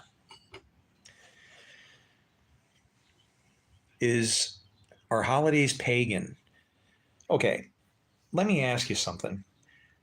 Do you understand what the purpose of okay. Give me a second because I want to give you a short as possible answer so that way you can't even argue with it, right? And it goes like this. Do you know when Yahweh revealed himself and he said, I've never revealed myself to any of these before and never and blah, blah, and all of that? Okay, that was a very important thing. Has any other God since then revealed themselves? Go like this. And there's a very important reason why. Because Yahweh is the God of all gods. He's the God of gods. You'll understand the point in a second here. So, really, when it said, you will have no other gods before me, you really can't. Because he's the first door, like at the spiritual realm. He's the door between us, and it's either him, and then these other gods actually listen to him. If you remember when the Table of Nations was designed, each of those nations was assigned to God. So when we access God, he controls them, but we know him. He knows us. It's a relationship that is best explained if you consider how a man knows a woman and then she bears fruit. If a spirit or when God knows you, then you will bear his fruits of the spirit. So you see why Jesus would say, I never knew you. He wasn't saying like I lost your phone number. You know what I'm saying? He was saying I never screwed you. I never produced children through you. I never produced offspring, fruit through you. We don't, and that's even why he said that to Peter when he sat on the beach. Okay? But what we don't understand about our God is that he comes with two sides to him. I form light and I create darkness. Pay attention to form versus created. I make peace. And by the way, Adam was formed and Eve was made. I make peace and I create evil. Darkness and evil are the first things that are created. They have to be. Now read the first verse of the Bible. In the beginning, Elohim created the heavens and the earth. Now the earth is formless and void, and darkness was over the face of the deep. So can you see what happened when the place was created? It was destroyed. That's creating darkness and evil. That's why we're told not to create. Now, after the creation process is done, there's a pause. That's the Sabbath. between things made, peace, and things that are created, darkness and evil. There's a rest between them. They're not at war with each other. There's no fighting going on. There's no enmity. These two very important binary forces of time are at rest with each other. Well, when we then knew what evil was, what happened was our eyes popped open and then we went haywire and started time all over again. The tribulation started in the Garden of Eden. Man was appointed once to die. Adam kept the appointment, and then the judgment. Well, guess what? We couldn't judge until we knew how to judge. So when we took from said tree, we got a moral compass.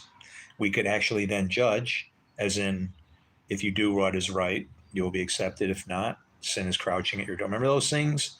Yeah, all the way back there. We've been in judgment since then. Welcome to the tribulation. The wicked will so here's the thing. The wicked, right? This is how this book is written, where if you approach it with a sense of pride at all, and you can't, how do you escape your own pride? You either have it or don't, right? When you read it, if you're prideful, you're going to read something completely different than what somebody else would read. They're going to see a different side of the thing. Literally, it's written in that way with stumbling blocks like built in. So you said the wicked. Okay, so what does it say? The wicked are reserved for the day of judgment. And people think that that means that, well, the wicked are going to go to the day of judgment. It's like, no, the wicked are the day of judgment. The wicked are they're reserved for the day of judgment. We are our own judges. We're eating each other alive. The Nephilim, that's a spiritual thing. You know why they didn't die in the flood? Because they're spirits. You know, this whole 300 ells high and all this, has nothing to do with that. Remember how it says men of renown? Do you want to know what word is translated as renown? Hashem, as in God of the Jews. Men of renown were the giants. And what happened? They caused them to turn on themselves. When it talks about going into the daughters of men, it's not a physical thing. The daughters of men is like affecting your spiritual Eve, your woman inside that is supposed to either pick to do good or evil. But now, knowing both, you have it. Even those Greek symbols, it's very interesting that the Greek symbols, you ever seen them for man and woman? What do you see? You see an egg, and then the man's has an arrow that points up towards God because it goes to the right. And then what do you see with the woman's egg? She has a cross underneath it. And everywhere through scripture, what do you see? The woman getting slammed everywhere, everywhere, everywhere. And that's why there's been all this, I don't even know what they call it. They call it misogyny or something. And it's like, well, that's bad, but it sounds like I want a massage after I hear that. And if I said that, I could go up to some chick, hey, how about some misogyny? And she'll slug me in the eye, right? You know my boy, whoa. Are you guys laughing at all? Shit. But do you trust your geodesy?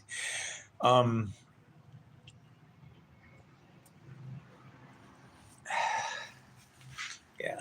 His teachings got all screwed up and got him killed.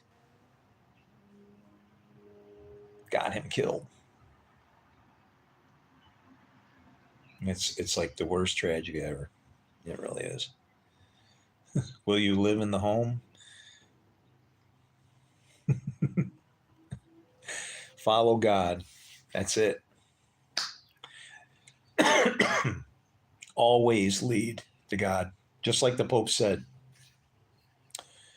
If you do bad, you're taking the long way, and you're probably not going to like it. but I promise you will know him.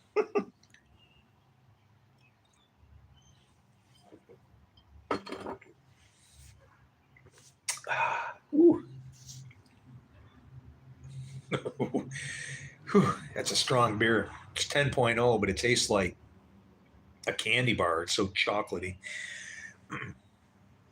Take a gulp of moonshine, fella. Shit. Hey, that's funny. You said that, and I just did. James Wood. What? You are not. I wish. You're my damn hero, man. James Wood is cool, man. He's I don't know. Uh, there's something about an ugly guy. That's all I'll say. He's not an attractive guy, but I like him a lot. Um, yeah, I mean, I've seen some of his personality, like off screen and stuff like that. You could actually watch me in my movie if you wanted. You know, well, you can watch me in a few movies, but like probably, um, yeah, I don't know if that's on Amazon now. Now that I think about it, I wonder about that. Is that on Amazoni? Hey, it's 818.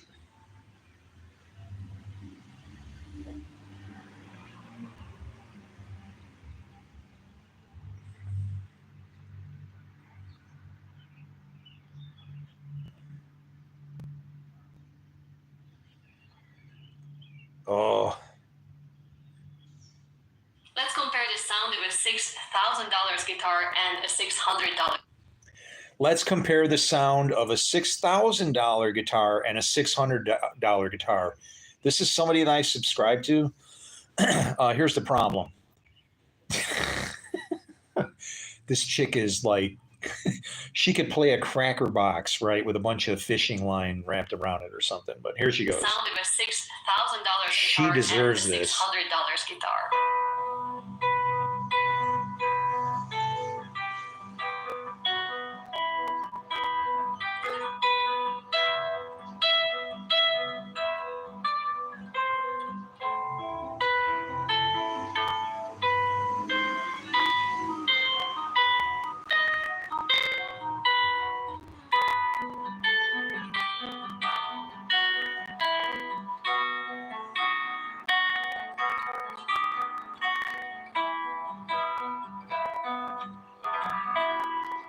Oh, Which one is which? Let me know your guess in the comments. what? She Let's played two compare of the them? sound of a $6,000 guitar and a $600.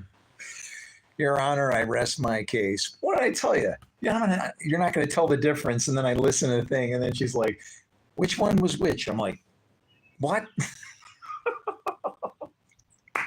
I should have figured she was going to do that. Oh, dang it. Your message got retracted. Put it back. How are you? This is Buck. I'm broke, man. I can't help it. I'm sorry your message got socked. It's not a. I just do it when people start getting too rude. Everybody. You're still going to get people that, unfortunately, you're just kind of hanging out. What the hell was I going to look at now? Oh my goodness, I can't even remember now. It wasn't that. Um,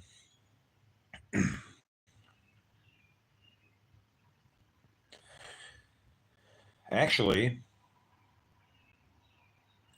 have you ever heard me play guitar?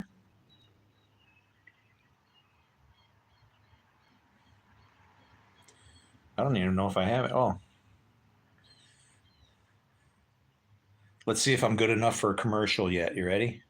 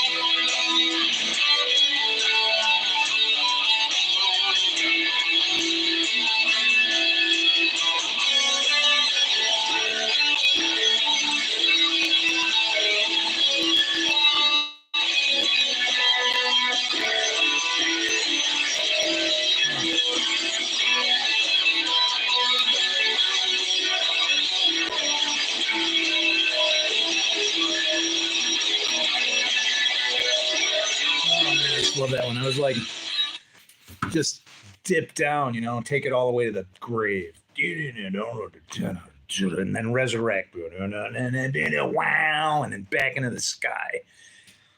Yeah, I was an almost assigned musician. We had 3 record companies looking at us at one time. Chrysalis, Arista, and Monogram. Our booking agent brought up the Kinks and the Ramones, actually. We didn't make it. I didn't make it, and they didn't make it when they got rid of me. Yeah, that was when, my wife left with somebody I took in off the streets trying to help them. Then my mom died. Then I lost my job. Yeah, and then they showed up at my door. Well, no, I went to practice, and I had after my wife left. I had a girlfriend who was crippled. She couldn't walk. I had to carry her around. She had braces on her legs and shit. I felt bad for her, but I didn't have a problem with it. Carry around. You ever haul around a Marshall stack? Well, this one could talk to you. And just carry her in, put her on the couch, and do all that. And then what happens? It was great because I sat on the couch and I'm like, wow, man, kind of weird mood here, but okay. So I set her in there and then bring in all my gear. And then what do? They tell me, we got to let you go. And I'm like, what? And they're like, well, you kind of lost your enthusiasm. And it's like, let's see, my wife left, my mom died, I got fired and lost my job. Yeah, I guess you guys are right. You probably need somebody with a better life. So they shit on me and got rid of me. And then, it was funny because when you're in a band, people start to know your names, right? But sometimes they might not know what you look like. So they replaced me with a guy named Chris, except that he liked to play with a bong before he would play, and then he couldn't play and he sucked, and he took them down. He took them in the other direction. And our booking agent warned us even. I need a church? Who? Me? I am a church. Aren't you? Let me ask you something, Mr. Church. Why are you alive? What spirit is inside of you? Where did you get that from? Is that the spirit of life? Well, look, I get the same thing as you. Where's that from? Hi, brother. You want to fight now? Church, please. That's the problem. Everybody keeping their love locked up in a damn building. Kidding me? No, don't talk about church here. The church that I paid to build about 4 blocks from here, I can't go on the property. I'll be arrested for trespassing. I paid to build it. My money. And I paid double because that's the kind of guy I am, and I felt I should help out extra. Maybe I was working for my double blessing. Church. How can the church go in a church?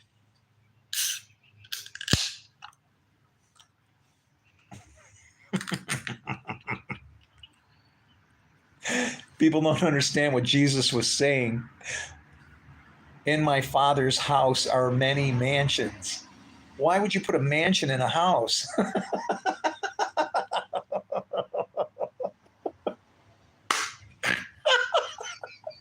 My God, Jesus was poking fun at people left and right, man. He was amazing. He was a damn comedian. Am I an atheist? Oh, no. I serve the God that everybody serves, whether they want to or not.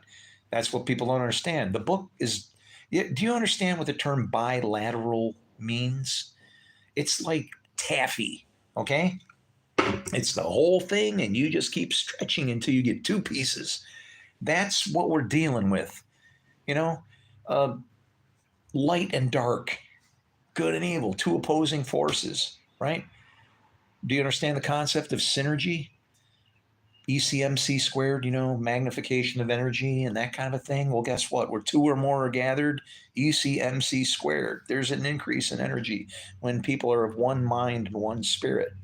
The problem is we're fighting over doctrine and we can't see what it is that's causing all our problems. But on the other side of the world, some book has caused them to start killing each other.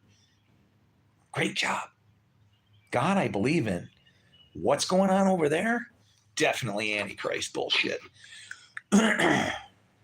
Sorry. Yes, believe it or not. But I'm a physics student. Oh, you are? Oh, man. Think of this then. We, as humanity, we sit in the quantum state. The quantum state, your decision, our decision, because of they think we live in a. God bless you. Oh my God, Lord. Shave bud. If you pay me, I will. You send me $200, I'll do it. What do you think? Hit me on my Patreon, Roto, Rooted.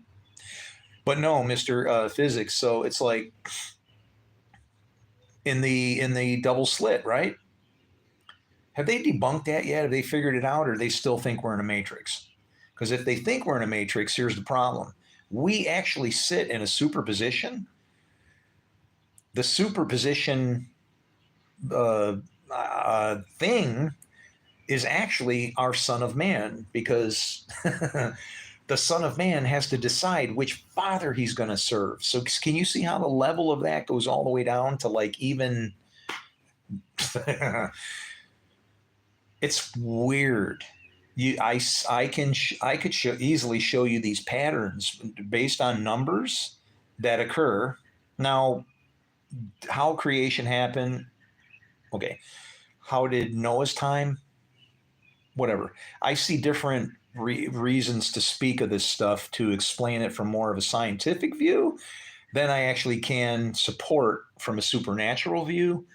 Though, because I'm a computer programmer, I get concerned when I see code that can't be broken, and that's what this shit is. Or sorry, that's what the Bible is. It can't be broken. You can't break this code. Everywhere. What's my favorite word in the Bible? If then. Has anybody ever taken a look just to see, well, what would happen if we did all the ifs in the right direction? Please, if you're watching my channel, don't go and harm yourself and gouge your eyes out and, drink drain cleaner or something stupid for something so simple. But yeah, that's what it is. How do you get in a war with a book when it just tells you how things are going to end up? It's like we're stuck in a damn loop of being mean to each other. The Bible's not broken. Well, no, I shouldn't say that. No, you're catalyst. You are, yes. You know why it's broken? Because it should be helping us to be something, but it's not. The great sword that takes peace from the earth, that's the Bible. That's the Bible. And it's supposed to be what? A farming implement. There'll be, when it says nation will not raise sword against nation, it's not talking about like physical war, although it eventually results in that. Where does it start? Everything starts up here in the place of the skull. Okay? And when it comes out of here, get angry, but don't sin. But then the spirit in here or out of here, however, guess what? Now it's coming out of you and just obviously bad. That's messed up, man. I don't know what to say. Hey, what's up, Paco? Ho, ho, ho. Actually, I can do a loud ho, ho, ho, but they don't like Santa in this neighborhood, so. The Bible says it's okay to own another person. All right. Here's why. Do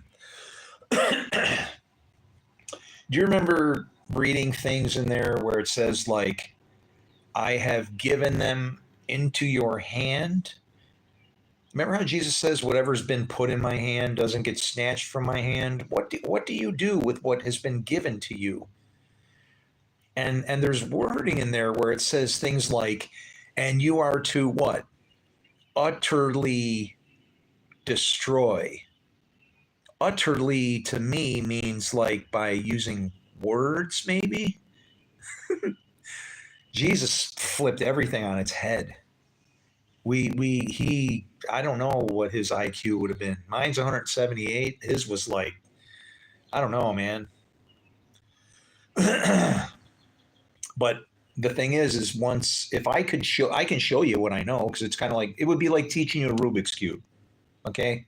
It looks very complicated when there is a thing where you can figure it out and you can see how God works. I'm not saying that it doesn't make you God, but it's just kind of doing like I don't know, like Neo would if he was trying to show people the Matrix. Are you going to be able to dodge bullets and walk on water and stuff like that? I doubt it. But at least you know what you're fighting against and you can understand the book that is causing our trouble, right? Um, Bible broken, yeah. Is there anything wrong with it? No, no, no. Not at all. The issue is it's even written in reverse. Remember when Jesus said, "You are Elohim"? This is going to blow your mind. Go tell your pastor you heard this. You ready? Jesus said this. Now, think of the implications. If he called them gods to whom the word came, well, wait a minute. Jesus was the word and he came to us. If he called them gods to whom the word came, well, then I'll ask you, what does that make you? Are you a god? As per the Bible, yes, small g. Don't get excited. But until you can just wrestle with that stupid title, you're never going to understand it. Because when you see yourself, you don't even know, you're spoken of in there when it talks about Elohim. Now, think of the Bible going in reverse, and I want you to think of the very first verse of the Bible. In the beginning, Elohim created. What's created? Darkness and evil. Is it possible that we are in the process of quote unquote creating our earth? And then when our God doesn't show up to save us, we're mocking and going, "Where's your God?" and whatever. And then we finally realize, oh, we are the gods. And then we're then the many, right? And what are we going to do? We're going to say, what is this we have done?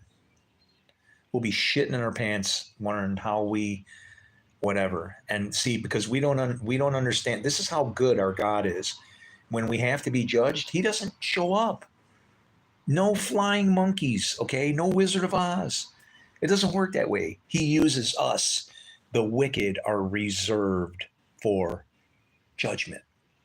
I keep them over here. Hey, they need to be judged. Hey, wicked people, come on. You see it in First Kings even. Ahab needs to die. Who's going to do it? And right there, oh, this is huge. Huge. You'll like this. This is one of those mystery questions. You got mystery hard questions? Please bring them to me, please, because then you'll tell people where you heard it. I got shit to do here. All right, we got work to do. This is a big question people ask. They go, "Why does God add questions? If He knows everything?" You ever come home smelling a perfume? Your wife already knows. She's not asking where you've been because she doesn't know. He asked because he's testing the spirit. You, with that spirit of breath of life inside of you, you get the whole bag of tricks. Isaiah 45:7. A wonderful verse and appropriately designed, even because you know how it has a colon in the middle of it where it would look like it would read off like 4, 5, 6, 7. Well, that colon is man. But it says, I form light and I create darkness. I make peace and I create evil. And that's where our free will comes from. I, the Lord, do all those things, and my spirit is in you and in everything. Anybody that's alive has that in them. So,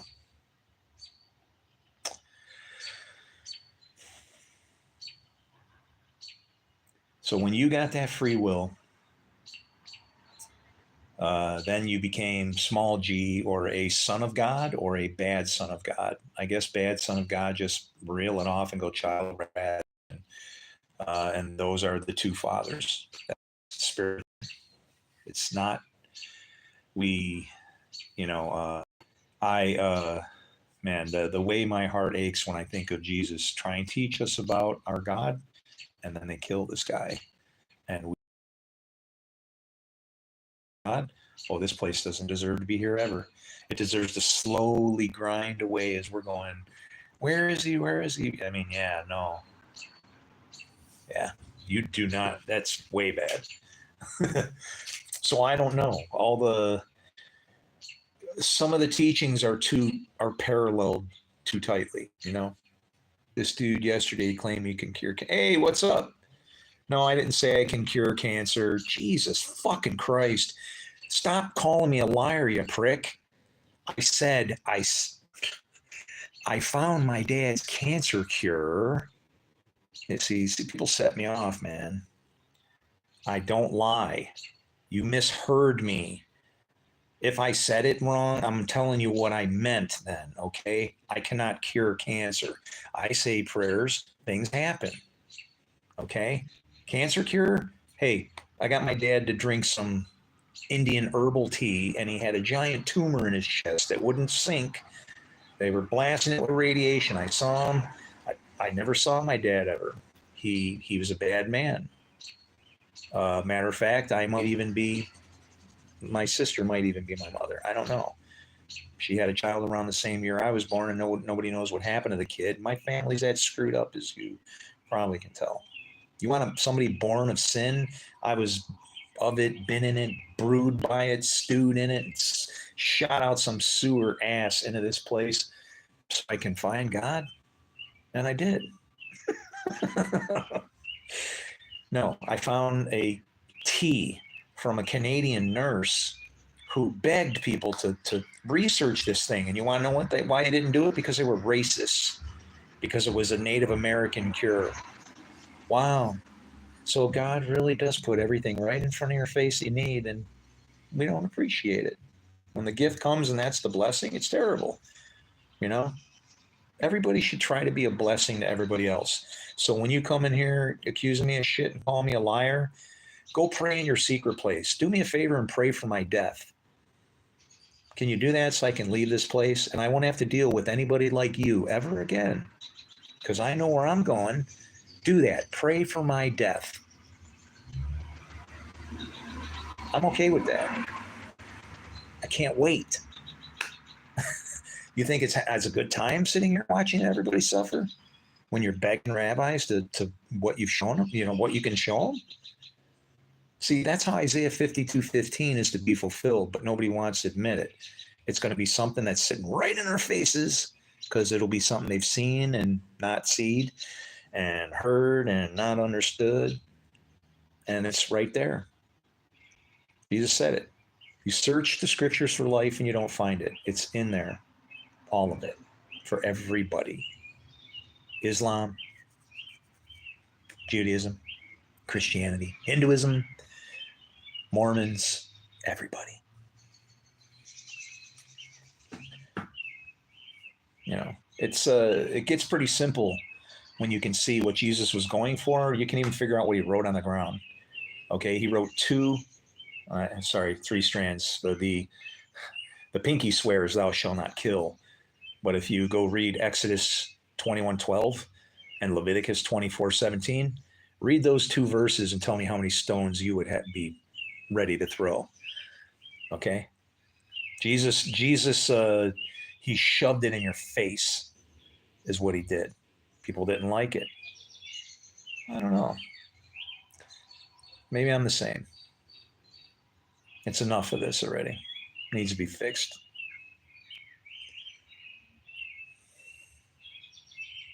Hey, dog. I'll catch you later, man. Sleep tight, homie. In the doghouse. 3942. That sounds like is that a MOS? Oh, crap, man. I'm going to have to look that up now. Emergency email. All you can do is live your life in the right way and hope You influence others to do the same. Yeah, yeah. That's it. It's I mean, there's two teams. It's that damn simple. There's two teams, right? There's the sons of garbage, and then there's the good guys. But we've even decided that your good isn't. If I can't attribute it to my God, then it really doesn't count. What the hell kind of crap is that? It all comes from the same place. Man has like taken God and cut him into a million pieces. It's like, talk about cut the baby in half. Yeah, you got to cut God in half once, good and evil, and then give each side their part and then leave it alone.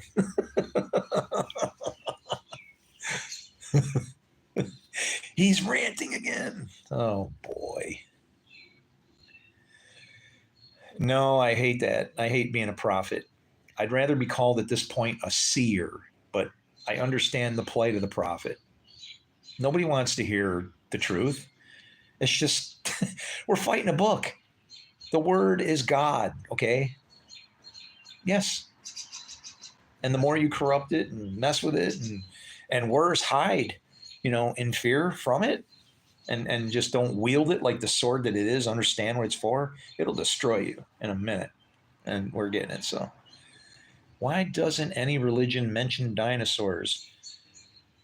What do you mean? The Bible mentions dinosaurs. And matter of fact, as far as dinosaurs are concerned, this is what I want to say. This is what I've heard. If somebody has seen different, or maybe it's been debunked, but have you ever heard of a explorer, okay, called Marco Polo? Like the kids playing a pool. Marco Polo, Marco. Well, that guy, he was like a traveler, and he went around kind of like Josephus, right? He wrote down, hey, I met this tribe. They wore grass skirts that had golden beads around the top part with little blue X. The guy was very, very detailed on stuff. And you want to know what he talked about? He described a Tyrannosaurus Rex to the T. Sorry, no pun intended. He did. He described a Tyrannosaurus Rex about 13 feet high with small, stubby arms, eyes like he describes it in the only way that he can, because he says eyes like 10 penny loaves, which was a loaf of bread that if you took 10 pennies and stretched them end to end would be about that size. That's just an old way of saying his eyes were about this big, and he perfectly described a Tyrannosaurus Rex, and that wasn't no 50 billion years ago. You know what I'm saying? But when it gets into dinosaurs, I don't care about it. It's not important. What's important is a good relationship between me and you. That's it. That's all I care about. But God made the world in 7 days. The 7 days don't even have to be days, because remember, each day as if 1,000. You could be talking each day could be 1,000 days. As a matter of fact, there were no sun and moon until when? Oh, surprise, 3.5 days. There was nothing to even make any light for how long? 3.5 days. It's all a structure thing. 3.5 cut in half. 7 is that completion number. 3.5 years of good, or if you want to say 3.5 of good, well, guess what? That just talks about a time period. It doesn't mean that you're going to have even equal sides to that, because you can have good and then you can jam a whole lot of evil all in one moment. It's called creation, when you destroy everything and start over. And we've been living on grace for a long time, haven't we? 2,000 years. The way it's said is that Satan walks out for 1,000 years and then he walks back, and his job is to consider, will he curse you to your face? We're getting to that point, aren't we? But we'll see how it goes. Little bro, you can sing.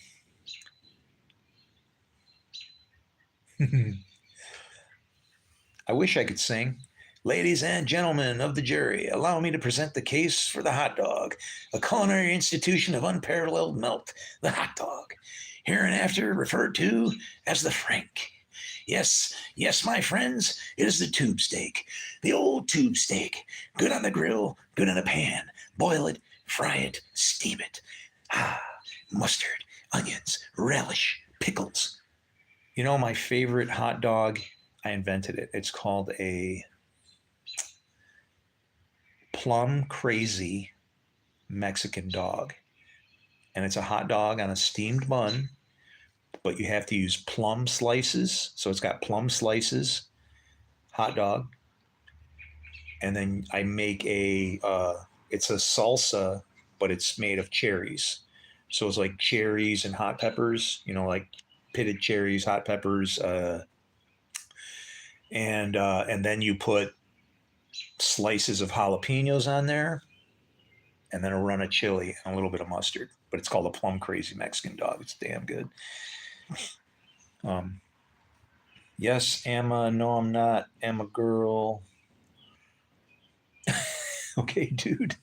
Okay, girl. Oh man. You know, Zegger MS lost. You don't believe anybody. I mean, he's gotten in here and just called me a liar, and I don't know, man. Sorry, Kaylee, you stole my thunder. I was trying to yell at him. Will you knock it off already? Damn it! Oh boy, can't even get mad anymore without anybody. You know. Hey, what's up, Dan? Dan Poi.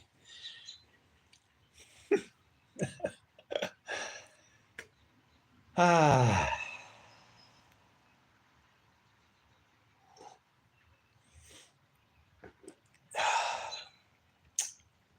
Well, when I went to use the restroom earlier, you know what? Let me see if my garage is open. Maybe I'll go in my garage.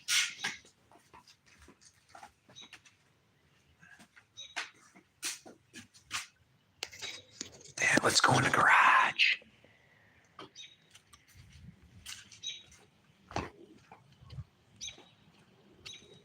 You want to see my place? That's it.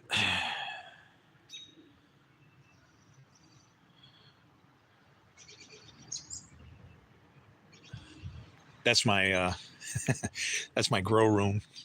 One of them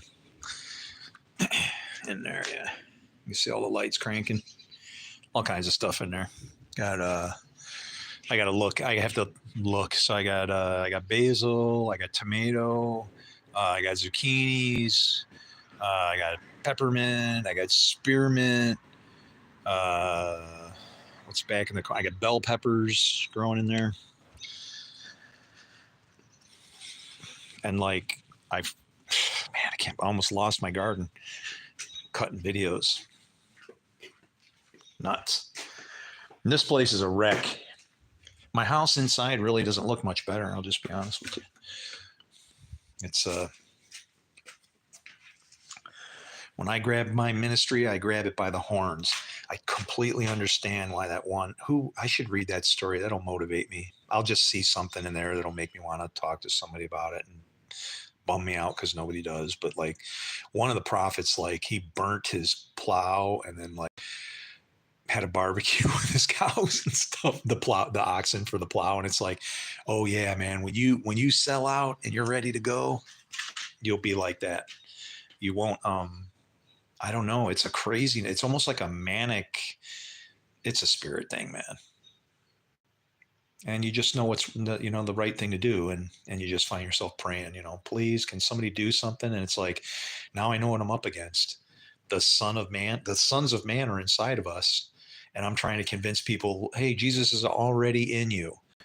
And then the person looks in the mirror, and that's what Paul was talking about. And it's like, yeah, no, I'm not seeing it. And it's like, well, but that's all you're going to get. Sorry. And then you tell them to read Isaiah 45:7 and realize, well, that's the breath of life. And that's what you get. That's what you can do. You're just picking the wrong side. You got to choose whom you're going to serve. Who's your dad, right? Who's your daddy? Anyway, what I do, me want to hear, is gardening still legal? Yeah, yeah, no kidding. Uh, it's gotten weird, right? Like I've heard all kind, and that's the thing is I'm like a come get me kind of guy, right? I'm within reason, I'm not like growing coca plants and shit trying so I can but like I've seen crazy things like you can't share seeds. Like if I send, seeds from my garden to somebody, like so they can plant in their garden, they're like, no, you can't do that. They have to come from some source or you have to have labels and stamps and whatever. And I'm like, what? You're kidding me. You're going to stop me from sharing like from my garden with somebody? Wow, man, I just don't want to believe it. And because it's so ridiculous, I ain't going to comply to that crap. Somebody's going to have to bang on my door and prove it to me before I do it. And I'm going to claim ignorance all the way out. You should have sent me something in the mail then, buddy. I live in a right to farm community. And if you ain't sending out mail to advise us of this kind of stuff, well, then I'm sorry. But things are weird international, right? It's like, what? Am I being a creep? What's going on here? Damn it, Kaylee. We kicked that guy's ass already. I had enough of this guy. This is my bike.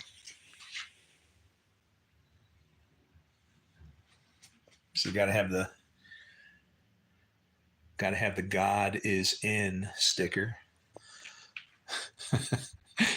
I remember I had a guy that I was working with, and I told him, I gave him my car keys, and I said, I go draw a cross on my windshield, and he goes, I'm not doing that, and because we were talking about just it's a chunk of metal, right?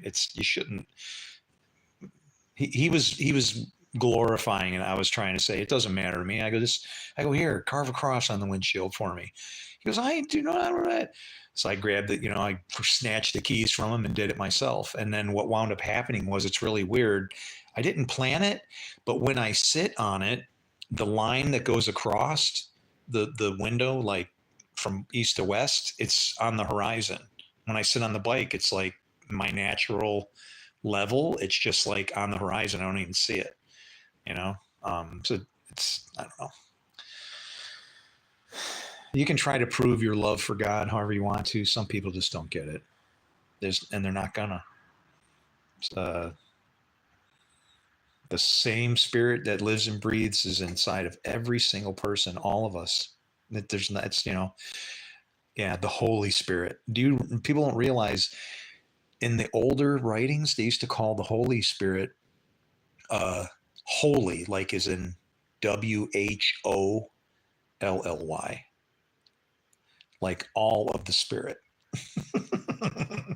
And that kind of goes more with like the things that Jesus said, right? Living life to the full. And that's the thing is, there's two kind of wages, but that wages of sin or death, God doesn't just immediately blast you and at the end of your life for a screwed up life.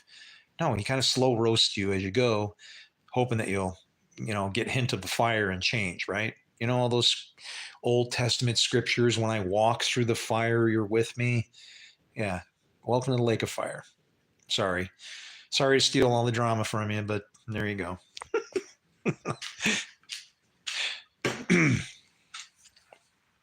All right, what's going on here? I'm back. Oh boy, man. I'm sorry. Hey, feel free to report there, Kaylee.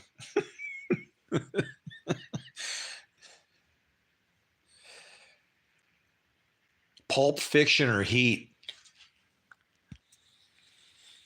Heat. I never seen Pulp Fiction. But Heat is the movie. Okay, you ready? You'll love this. You ready? Come on. You remember it? Val Kilmer scooping him up off the ground. Val Kilmer took a couple shots. And who's driving the car? Oh, you're in good hands with Allstate.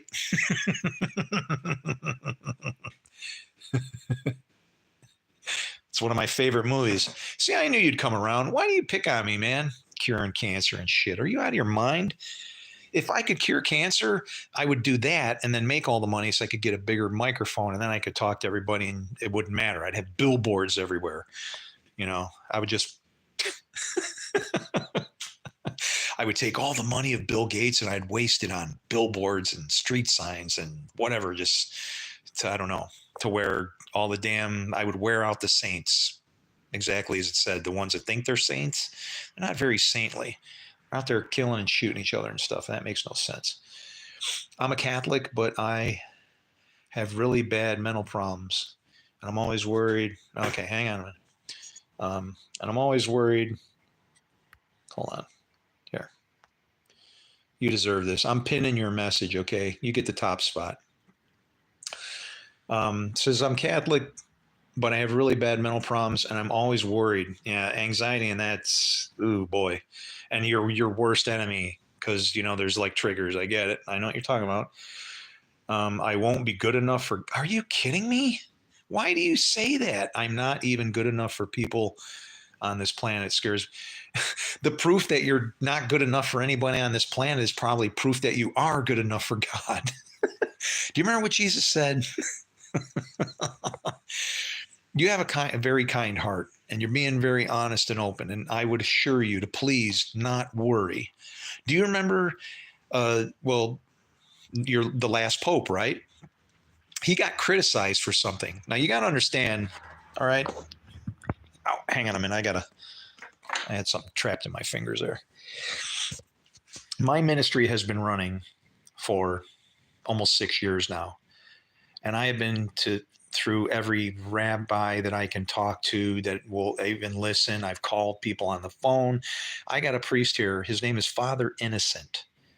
And I've spoken at him in length with some of the things that I know and told him that I wanted to help the Pope. And this is like years and years ago. Well, right before the Pope died, it was really funny how he's saying all ways lead to God. And people didn't like that. But I'm going to tell you something. He's absolutely right. Because there are two paths, okay? There's two paths going through the desert. And you don't have to be perfect, okay? That is just madness. That would be an insult to your mom and the handiwork of our God, okay? He doesn't create garbage and then throw you into, you know, an inescapable hell or even any kind of, you know, no, that's not, it absolutely not. When the Pope said all ways lead, he's referring to, guess what? There are two paths. There's a staff and there's a rod for a reason. Some people walk with the staff, and that's the half truth that the world runs on now. That all that exists is a staff, and I'm to follow that shepherd, and that's all the only choice I got, and that's a bunch of baloney. Remember when Moses had the snake? Well, who were those other guys? They were evil, right? These are evil guys, and they threw their snake on the ground. Well, what happened? God's snake ate their snake.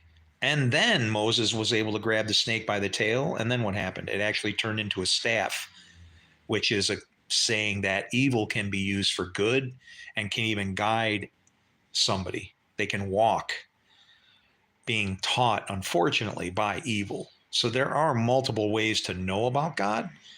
But I'm sure if you have it on your heart that you are that worried, I have no worries, because your spirit proves that to me. If you're concerned about pleasing God, you just proved everything you need to me. I need to know no more. Try to rest easy. Pray for these boneheads out here that are all destroying each other, okay? Pray for your Pope, and don't worry. Yeah, you're good enough. You're probably going to find out how actually good enough more than you thought you were when that time comes. Remember, Jesus describes something about the way people act. There's levels, right? Whoever does the law and does what I say, do you love people? That's all it's required. And then everything else, well, whoever's,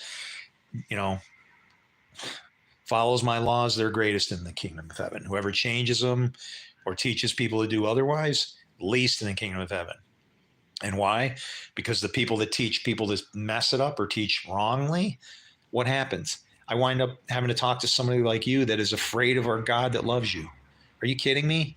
That's exactly what happened in the Garden of Eden. You have no reason to be afraid of our God.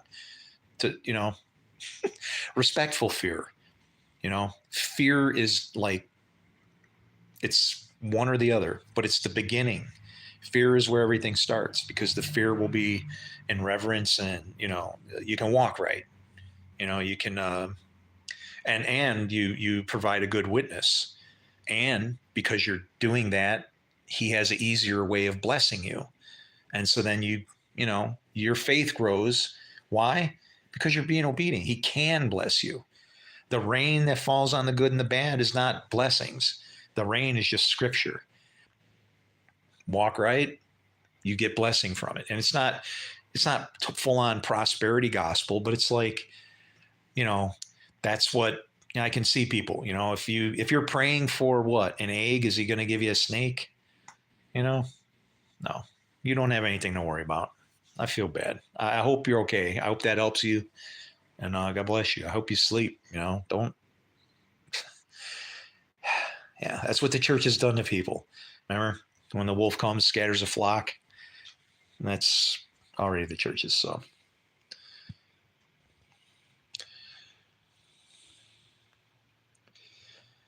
Anyway.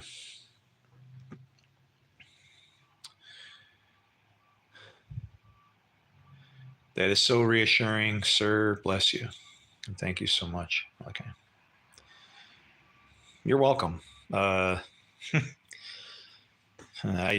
can't accept anything. I'm a slave. Now, if you were telling me something otherwise, I'll tell you flat out. The way I can talk, and the reason why I know what I know is because of one thing. I'm not for you or your enemy. Okay? I'm like a referee. I'm just here to complain and point fingers, and hopefully somebody will pay attention and I can keep us out of trouble. But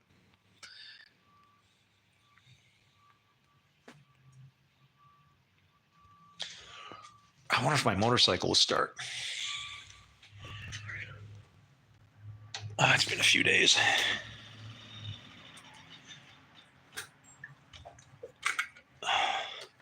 Oh, come on.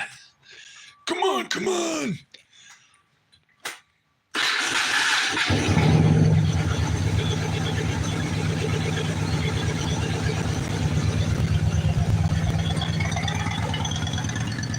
Woohoo! Oh, there's a star. I found one. I wonder if you can see it. I wonder if my camera's good enough. See it? Where is it? Okay, there it is. Oh, man. Nah. The eyes always work better than these things, low light level.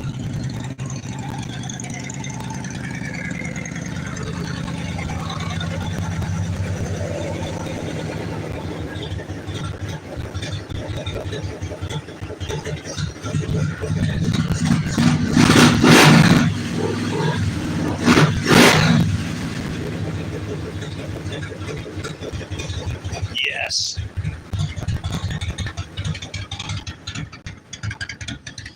And when I disappear, just so you know,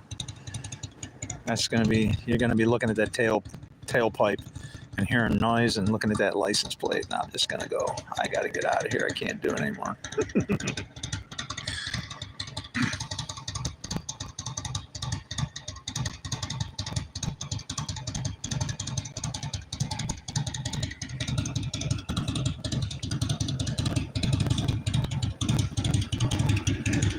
All right, guys. I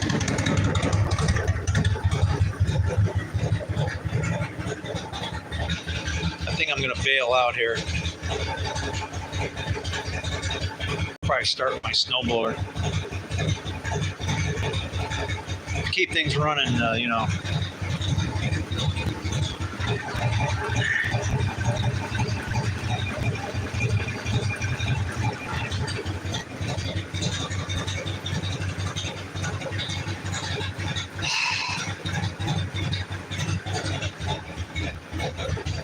Not easy, not easy. It's calling me.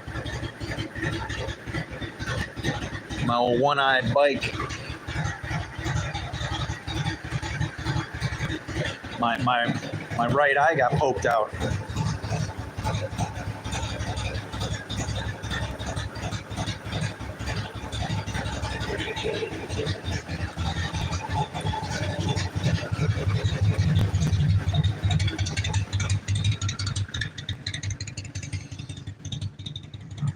I gotta get some work done too. I'm gonna take a walk down the end of the block here.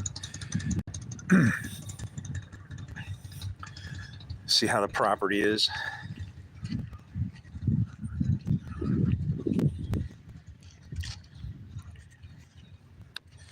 Backyard's all nice. You got a nice, if you can see my,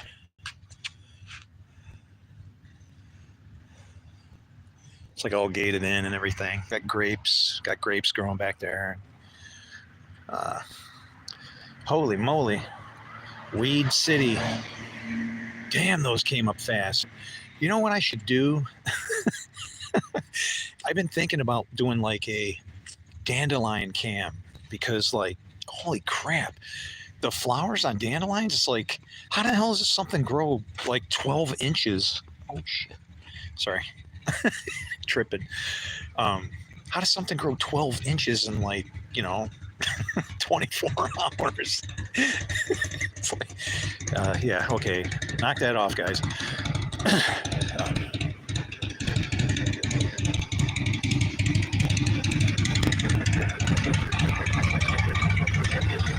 Hey, what's up, Gracie? Knucklehead? No. Sounds like it though, doesn't it? No, it's not a Harley. You must ride, huh? You'll be disappointed when I tell you what it is. But you can hear what it's got, right? Because I've done a lot of, remember, the Millennium Falcon? Well, I kind of did the same thing to a 2003 Yamaha Roadstar. I have a 2-into-1 exhaust from Roadhouse with a dead can. It's like, it's wide open on the can with except the baffle. So it's got good back pressure, but it's loud as hell. A Dyna 1000 ignition module and I got it all wired up with the switch, so I can, if I'm getting going and I need to advance the spark curve, I can literally on the fly as I'm driving just shifting around through those curves. And it's nice because you can tune it back, takes out some of the advance when you start it, and that's why I can get a first time fire. But it'll after I got done tuning it, I did a Barron's Big Air kit, and the only thing I didn't get was the did I get the ported manifold? I can't remember. Maybe I did get the ported. I think I did get I can't remember now. I know I should have, is what I should be saying, but I got the Big Air kit and and I think I did the manifold and jetted it. But once I got done with it, oh wow, man, it was like the bike is some people like name their motorcycles and stuff like that, and well I called mine Brutus Metricus, right? Because it's a metric bike, but it was a Brutus, so I was thinking in that dinosaur mode, right? So like Brutus Metricus. And I'm going to tell you something. Once I got done tuning that thing, it lived up to its name, because you start smoking the tire. And if really what you needed was just a little bit of an incline so you could keep it from taking off. And if it like, my block is perfect. It's barely downhill, like It doesn't even look like it, but I know it is. And if you just got that little bit of incline, holy crap, man, you just burn a tire all the way up the road like any rice rocket ever. I mean, but yeah. Anyway, what do you got, man? What are you riding? Hey, what's up, Raspberry?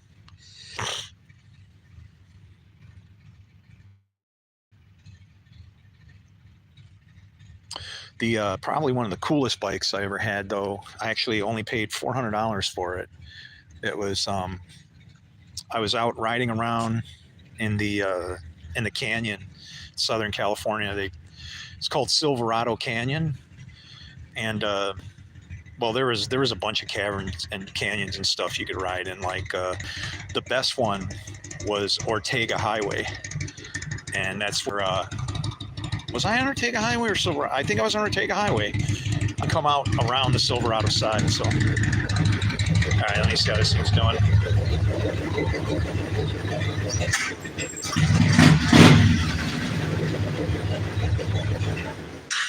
right, that ought to be good. Want to clean the plugs off, before you shut it down. But I was out riding around on Ortega Highway. If you're someone who likes to watch people kill themselves on motorcycles, yeah, go search that. People are nuts. T-shirts they would have that would say things like "I survived Ortega Highway one more time." But was down there and there was a little. It was really weird. It was almost like an old general store looking thing.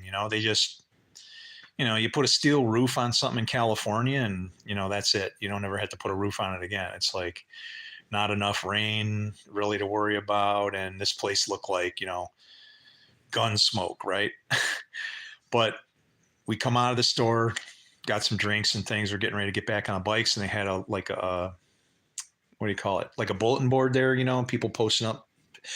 And there was a picture of this. It was a Triumph T500, but it was chopped and hardtail, and the guy only wanted $400 for it, and I couldn't believe it, So I got the thing, and then I think I might have even called. Did I call from home? Yeah, this is like pre-cell phone days, so I think I called from home and then decided to go out there. And the guy's like, "Yeah, I still got it," and he was kind of like, "Well, if you want it," and I'm like, I wonder what it's like, right? So it was a T500, which is not a big Triumph motor, and then they used the original forks, and what they did was they just raked the frame. They cut the frame, the top tube, and slanted it back, and then shortened it up, and then cut all the height out of it. It was a hard tail, and then they bent it and sloped it down, and then you had a little seat with a spring on it and a little it had the pee pad for the woman, and then she had a sissy bar that literally looked like it was off of I'm not kidding, it looked like if it was off of a Schwinn apple crate or something. The tank, it didn't have the original Tiger tank. It had a tank off of a Sportster was the tank that was on it. And then it had big ape hangers that again were like bicycle handlebars off of a Schwinn apple crate, if you can remember those things. And so I went and picked it up. And then when I rode it home, man, it was just like it's reverse shifting. You know what I'm saying? I get myself in enough trouble with right-hand drive cars, when I'm racing, and it's like, yeah, I did the same exact thing with the thing. I'm like hitting the brakes while I'm thinking I'm hitting the brakes when I'm actually kicking it down a gear, and then the exhausts. If you remember how the Triumphs, how the front pipes came out like off the motor and did like a little curve.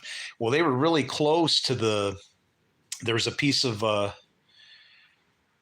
like twisted wrought iron fence post looking stuff that was bolted across the front of the frame with U-bolts. And that was like where you rested your feet.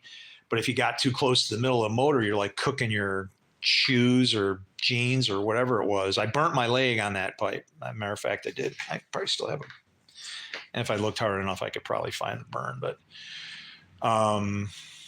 But yeah, it was difficult to ride, man. And then what wound up happening with it is when I got out of the Marines, I parked it with my brother who lived in Virginia.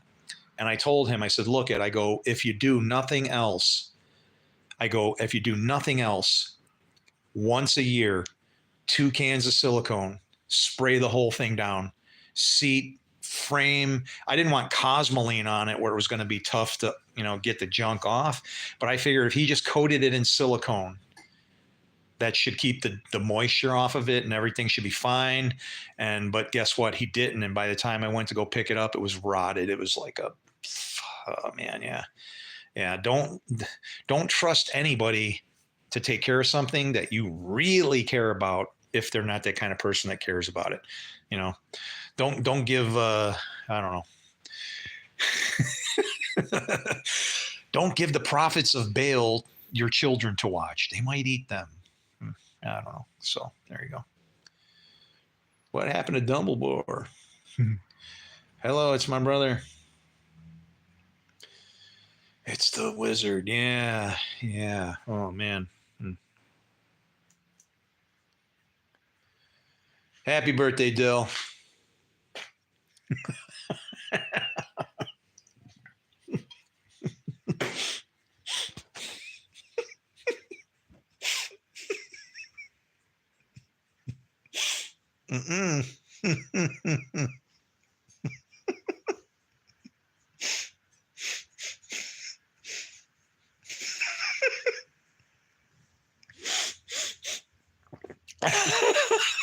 You almost got me.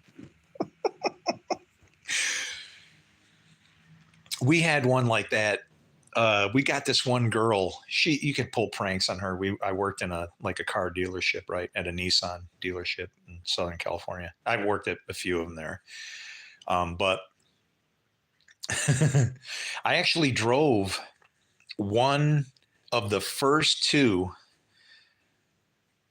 300ZXs to hit American soil. Okay, remember when the old twin turbo that came out? Wow, man. Yeah, I almost wrecked it. It was a little more than I was expecting. It was quite the car. But she was the receptionist, and you could just trick her into saying stupid things over the intercom. You know what I mean? She's, dang, he almost got, yeah, he did. And I'm like choking on a mouthful of beer. And I'm like, oh, I'm not spraying. One guy got me so bad. I splattered my phone, man. And I'm like, yeah, if you get me laughing good, I've got videos where I start I can't stop, man. I just can't stop. Laughing is just like, and it hurts. It starts to hurt, right? But we could trick her into all this stuff, all the time. They'd pick on her, but she was all good with it. And one time they had her paging Anita Mann. Okay, so she's on here, and we're like, it's really important. Like, if she doesn't answer, we got a problem with her car. Okay, I don't, they could have made up anything, right? I was mounting the brain box back to the floor, and I used the wrong bolts, and I drilled all the way through, and I went through, I drilled through the fuel line, and it always gets exciting when you work on cars, man. It's like, and I had some good hero moments, like I don't know. I would run into customers or something and different things, but like this one lady, this was weird because I pull up into my house. I lived in Capistrano Beach, California. Okay. On Calais Paloma, the Avenue of the Palms. And, the place where all the swallows go back. I think I'm worth more than a few swallows.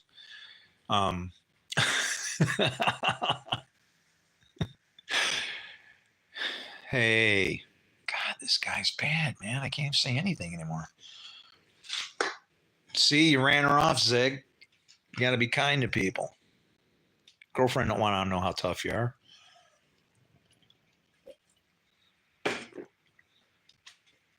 But I pull up in my driveway, and there's just some car there. and it caught my eye because it was an old 200SX. Okay, they had two different versions of that. Um, they had, and I'm not talking like, no. Anyway. So they had, what year was that thing? I don't even know. But the earlier one, before the newer 200SX, the sleek one with the curves, they had this boxy one that looked like I don't know, it looked like they were trying to imitate maybe a MK2 or something like that. Remember those cars? Um, but it had the motor in it had what they called the NAPZ. Okay, and it stood for Nissan Anti-Pollution Z, as in Z motor, right? Well, they had a special distributor in there, and they used two coils to fire on plugs, opposing plugs on the cylinder. So it was one of the first motors to have two spark plugs, but the idea was to get a better fuel burn and all of that. Well, they had a problem with it because the way the distributor worked, it had like, how can I describe it so you can envision it? You ever taken the cup off of a spray can and it's got that little thing in the middle? Okay, imagine that as the inside the distributor cap, and there's one distributor rotor is hitting the middle, and it's electrically connected to one bank of plugs, and then the other one in the groove, there's another contact in there. Well, the little cup in the middle, that wall in between there would get perforated, and you'd get moisture in there, and then it would just start shooting sparks all over the place. That was one of the problems they had. The other problem that they had was the advance plates, because they used vacuum advance, weren't really getting too much into electronics at that point. Although they did, Nissan eventually came up with a fail safe. That's awesome. You could pull up at your girlfriend's house, tell her you're riding her sister all day long, and then guess what happens? She can go out in the yard and yank all your spark plug wires off and switch them around and unplug everything, and the damn car will still make it home. It'll start and go on the limp mode and still go. But they didn't have any of that. They had the distributor plate inside the distributor for the advance, and little ball bearings, and the ball bearings would fall out and then they get stuck all over the magnets, and it was a headache. But if you could fix that and then tweak that distributor like 2.5 degrees, holy moly, it was like a different car. It was like it was like you put nitrous in the thing or something, right? It was just a total change just by giving a couple degrees advance. And so there's one of these 200s parked in my driveway as I pull up, and I'm like, oh, who does that belong to? And then as I'm sitting there, the lady wasn't stalking me, but she was from the dealership and I had worked on her car. So as I'm getting out, she sees me and she goes, you, like that. And I'm like, oh, me, and I'm like, uh-oh. And she goes, what did you do to my car? And I'm like, what, is something wrong? And she's like, it didn't run this good when I bought it. And I'm like, well, that's because you live in California. It's like, I know how to make how to get it where it'll be and still pass the emissions, right? That's important. I'm not going to break laws. I want to keep my license, but I know what to do, right? She scared the shit out of me, man. I was just like, and she's like, what did you do to my car? I'm like, I never seen your, why does that look familiar? Right. Cause I work on them all day. All this stuff, man. This is all baggage. It's stuff that I wish I never bought now. Cause now I got to find some place for it to go or do something with it so I can get the hell out of here and go wherever it is I need to go, which I'm sure I'll have to anyway. 21 Sportster. Whoa, what? Get out, man. Brother, you're a maniac. He's the guy who's got that, it's got like a shifter up on the side of the tank. Where did you get that? Did you buy that out of the Philippines? Like leftover from the war, or? I hate you.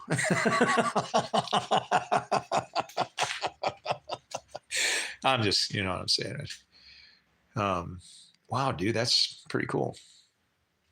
I don't, Yeah, I don't care what you ride. I think each brand has its own version of headaches. So, you know, figure it out, have fun. That's what I'm about. So, but wow, a 21 Sportster, man, dude, what's that thing worth? That's got to be like that's gonna be like 75 grand or something. You probably, do you even ride it? The Brad Pitt Dead Shift. Yeah, if it's what I think it is, he's got like, oh my God, I was complaining about trying to ride. I mean, okay, hey, on the Triumph, yeah, the controls are reversed, but that's just like figuring out left and right. If he's riding what I think he's riding, there's like an advance thing, like you twist the left grip to advance the distributor, and plus you got like a clutch and a shifter on the side of the tank. Whew, that's a man there. I actually, you know who I got to meet because of my motorcycle riding skills though was have you ever heard Artemis Pyle, for the drummer for Leonard Skinner? He was playing a gig in our town, and I talked to him behind the stage, and he's, dude, if I come back here, I'm getting you on stage, blah blah blah. And then of course they came back during COVID and went into a movie theater, and I'm like, I don't care if you're Artemis Pyle or Captain Kirk or who the hell you are. There's sick people in a building. It kind of seems stupid to me. I'll just stay at home where it's safe. We lost a lot of shit. I lost family members and stuff. My brother's is basically a cripple because of that, that stuff. But anyway, but I was leaving after talking to him, and I was going out of town to like one of the bars.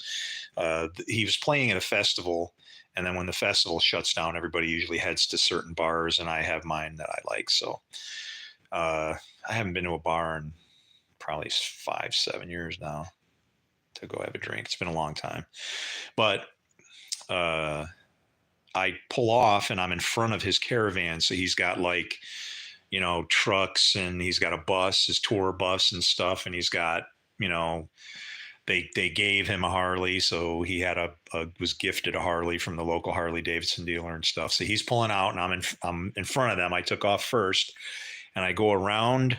There's a bend that goes around and out into town, and whatever. So I you can shift without the clutch if you catch the gears right.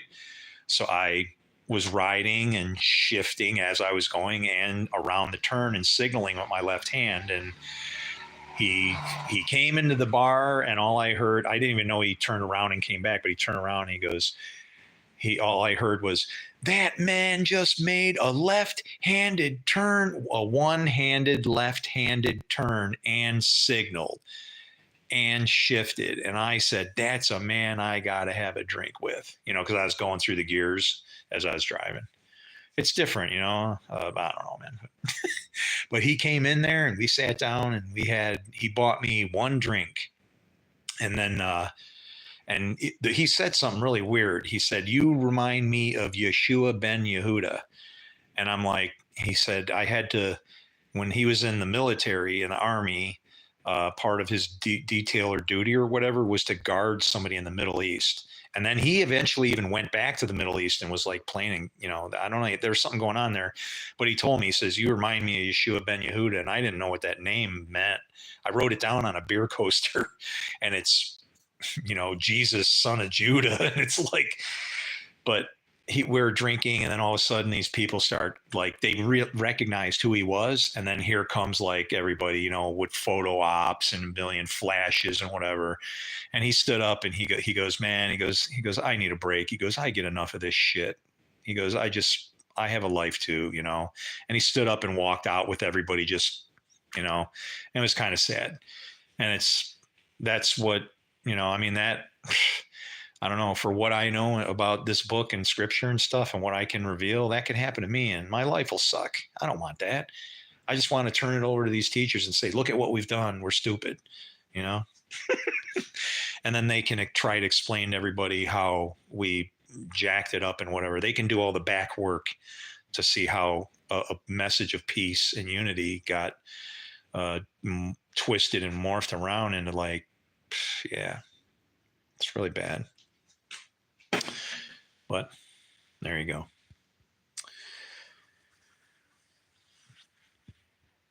I hear, oh wow, there's my plate from my Cobalt. I missed that car. That was so much fun, man. 150, 160 miles an hour.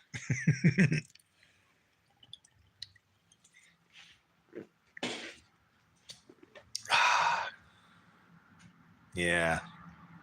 I love speed. Can't help it. My brother did it to me. My brother Frank, he was always a maniac. UK is pretty bad right now. Are you in the UK?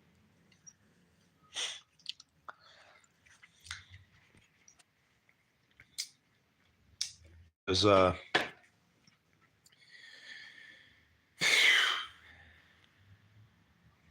I don't know. What have I heard about the UK? When I go to the store, my news is I'll glance at the tabloid rack. Oh, Prince Harry is a hostile takeover. He's I saw something about my real dad. I don't know if he's saying that the king isn't really his dad, or if what he's saying. This is what my dad's really like, right? So anyway, man, my poor mountain bike never gets used. Everything's rotting over here, just rotting away. I don't do nothing but research and study and listen to videos, seeing if there's whatever I can find. And it's starting to get like more recycled, but every once in a while I get something good, like what was it? It was in the book of John. The rabbi was talking about how the word logos is concerned, and that Judaism doesn't accept that explanation of God, because it means that God can become a man. And it's funny because, well, if I have the breath of life in me, that is the Lord's spirit. So isn't that kind of like God becoming a man? And then he says, and then he goes, and furthermore, in the Aramaic, it means to restrict everything to God. And it's like, well, that's easy to explain too, because in the Aramaic, the word for logos just refers to, as Jesus was saying, the Son always does what he sees his Father doing. That relationship between the Father and the Son, what happens is what defines the relationship. There's two fathers and there's two sons. There's sons of God and sons of perdition. And the sons always do what they see their fathers doing. That's why when you see somebody, you can judge them by their fruit. There's only two teams. And then peace becomes like a natural component of the thing, because we're not to judge another master's servant. So if there's two fathers, that means I can't even judge the other. And that's, Jesus was all about peace. Never let the left hand know what the right hand is doing, is basically to judge somebody. Because if you judge, well, then you judge yourself. So it's crazy.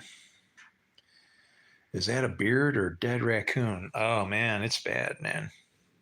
Yeah. I'm looking so forward to shaving this off. I can't wait. I shave my head and my eyebrows. And I'm going to take a bath, like a nice long bath.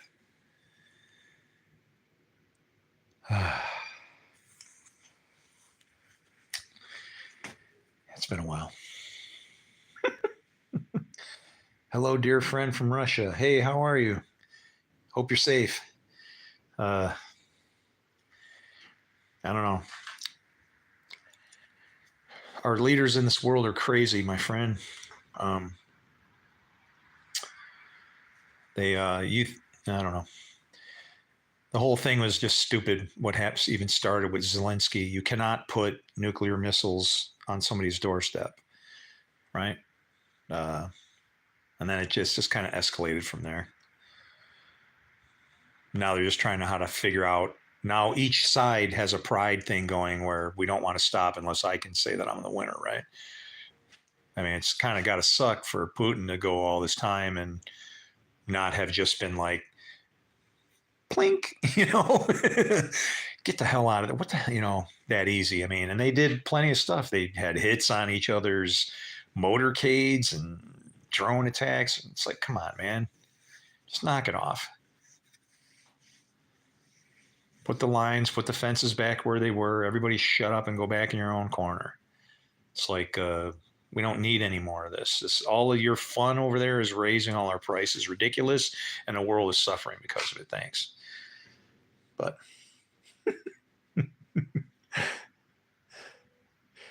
detested. What is detested? This kind of sounds like resisted, but with mammary glands or something. I don't know. Putin is an alpha. Oh, hell yeah. Well, but here's the thing. See, everything revolves around the name. Names mean things. Okay? All of this you could see coming. We had two Bushes, okay? One of them couldn't talk. All right? And then we had Obama's nation.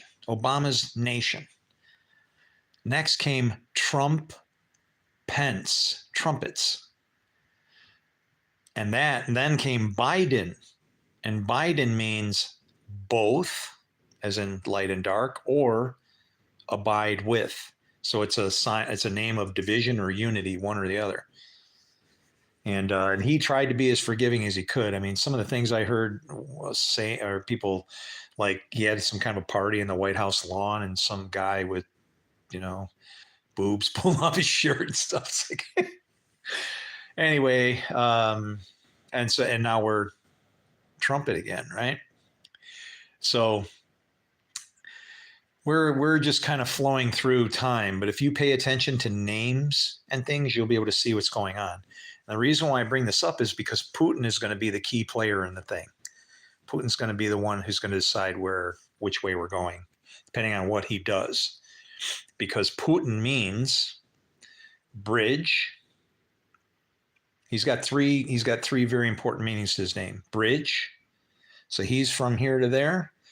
But the other two meanings are someone of the road, Lady Wisdom, or someone of the way. In other words, we find the right path. Lady Wisdom is that's defiling yourself with a woman, believe it or not.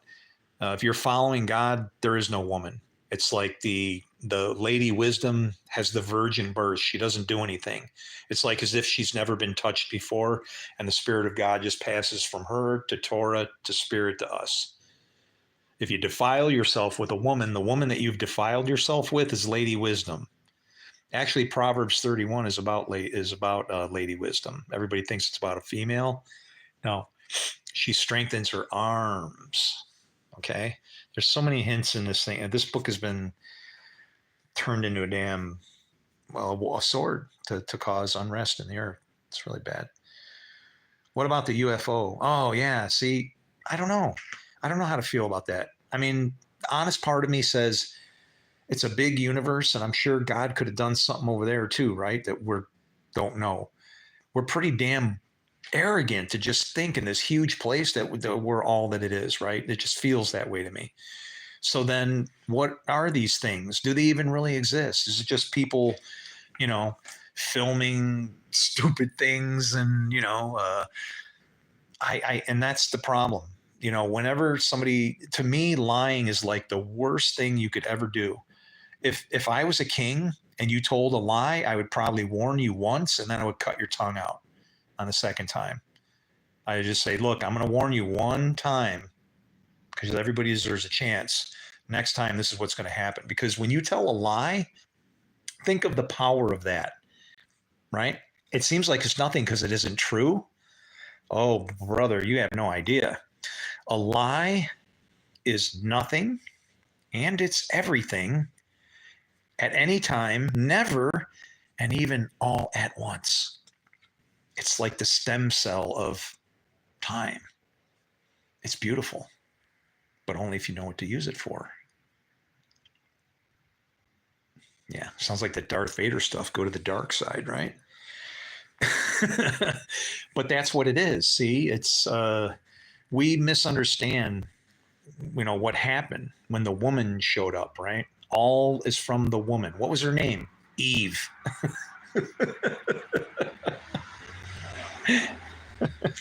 But as soon as we see that word evil, then it's like we see the work that needs to be done and we're upset about it because that evil needs to be turned to light. If you're a Jew and understand Hanukkah and all that stuff, well, that's what our mission is.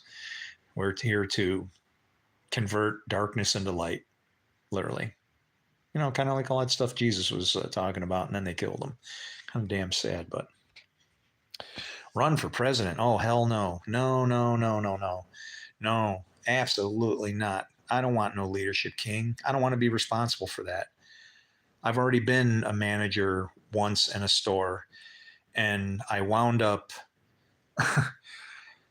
all the other managers didn't like me because I actually cared for my employees, right? I make my employees rich when I can, okay? Because then they want to work harder. But these guys were being beat to death, and so I was running around trying to help them, and they're just like laughing at me and setting me up. They're setting me up for failure. Yeah, no, it's not good to be the manager. When if your crew is all jacked up. And then what eventually happened is I wound up getting fired. This is from Walmart. This is a wrongful termination. You ready? I'm sitting in the bathroom.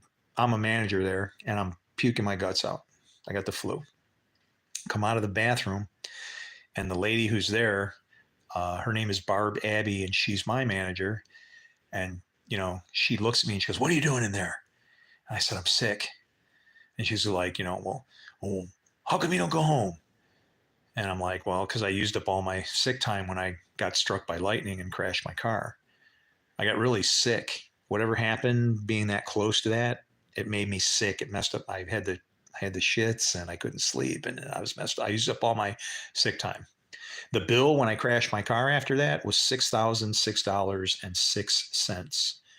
And I'd skipped church 2 times in a row, once on a Saturday and then once Sunday, promising to go the next day. Right after I passed the church on Sunday, lightning bolt hit the road and I drove my car under a Ford F-250 at the light.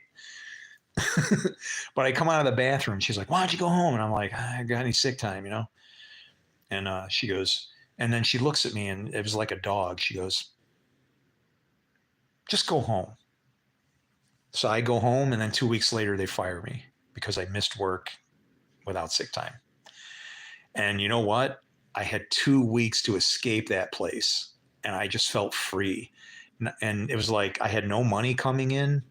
Actually, when they realized they wrongfully terminated me, the manager called me on the phone. I was driving my car. I was on my cell, right? And he says he's wanting me to come back because he figures if they can get me in, then I can't come from behind with a lawyer and sue the hell out of all this shit, right? I ain't that kind of guy. I hate lawyers. They suck. They cause trouble where like even in divorces, these people could probably figure out their own thing and some jerk steps in the middle so he can make money on their war. He should step in and try to figure out how he can save the thing and convince them that they shouldn't throw their lives away. That's what should happen. I didn't say he takes all the cash. But what the hell was I talking about? Hell, I don't know. I forget sometimes. I was probably like halfway to the end of a good story, right? And I'm like leaving you hanging now. Man, what the hell was I talking about? Shit.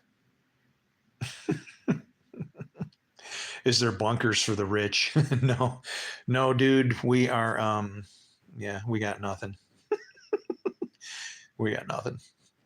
Your autism is so inspiring. Keep up the good work. Are you autistic? I hope I'm inspiring you.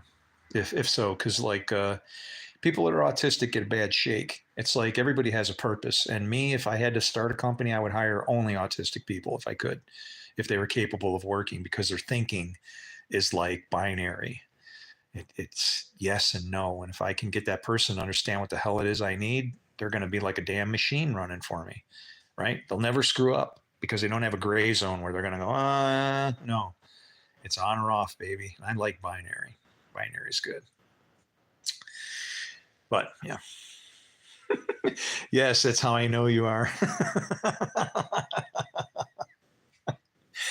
But it's we look at all these things with people, and like for instance, okay, take somebody that has Down syndrome, right?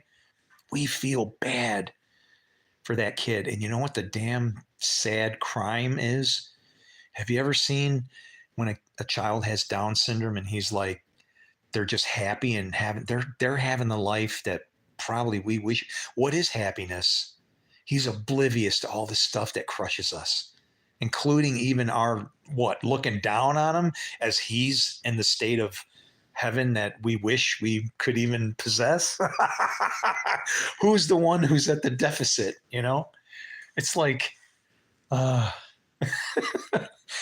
we look at the world from one side. We look at it from one side, and you can't do that. You can't. you know the easiest thing to realize is, guess what?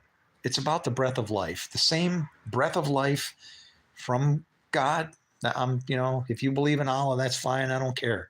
All the same thing. That same spirit that gives me life and animates this dirt bag that I am. Guess what? You got the same thing. We're brothers somehow.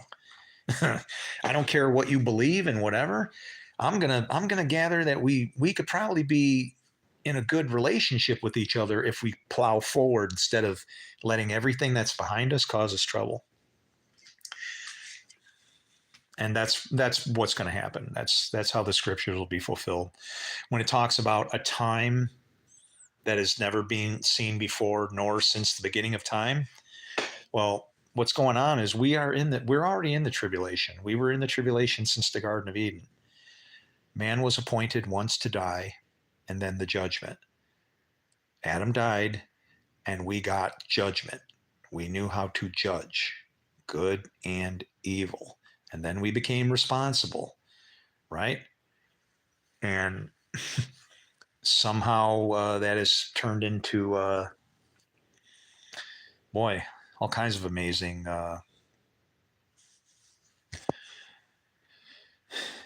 we pin things on Jesus saying he had all authority.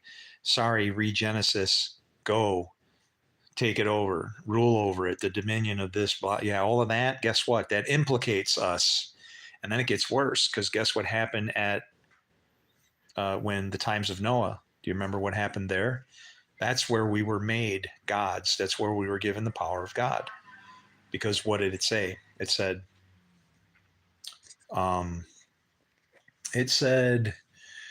the fear and dread of you. Okay, not of me. Be speaking to be God. God transferred that fear and dread to us. Kind of like as to say, well, maybe they couldn't get it right, because they didn't know what all this was for. They were trying to respect me, but I'm kind of not there. I need to give them the power to control things. I need them to fear each other so that they don't fight, right? Because if we fear God, we don't fight with him. If we fear each other, in reality, we're really not supposed to fight. But that's the problem. We can't see the unity through a spirit where there's fellowship, and instead we take doctrine and our understandings of one God and then turn it into, let's try and destroy each other.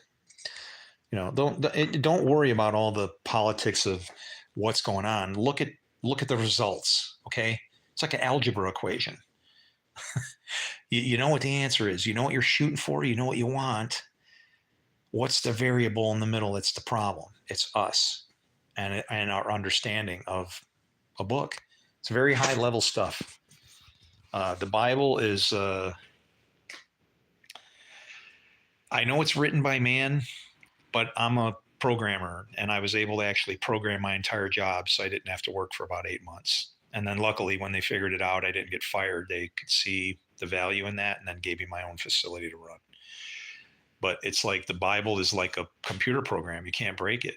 And all the places where he says if, and where we don't understand it is it's written binary and bilateral design, so it's kind of two sides to this thing. But when you're reading like about, where it mentions a name, or like, for instance, the worst one is Jerusalem. Jerusalem means literally teaching of peace. Okay. Did the teaching we're expecting the new teaching of peace, Jerusalem, to come down from heaven. They're calling it a city, but it's more like the plans for the city. And it already came, the teaching of peace. His name was Jesus Christ. Okay. And they killed him. It's like the way the book is written, we take it at a physical level, but it really needs to be understood at a spiritual level. So like, for instance, New Jerusalem, if Jerusalem would be the teaching of peace, the right word of God, read in the right way, where it accounts and considers everybody, and everybody is blessed by it, right? That is the right way. That would be the teaching of peace.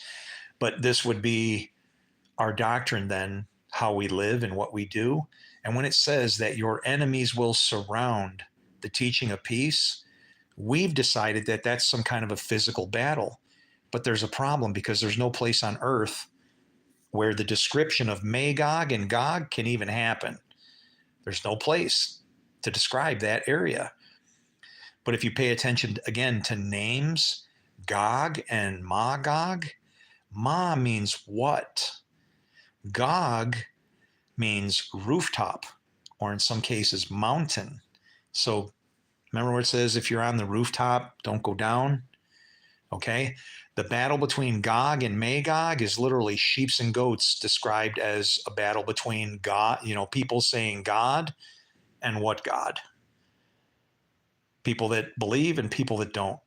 And that battle's been going on forever. When Jesus said anytime or do, that was the day that we should have started building this place. And then they killed him, and then Christianity became Christianities, like madness.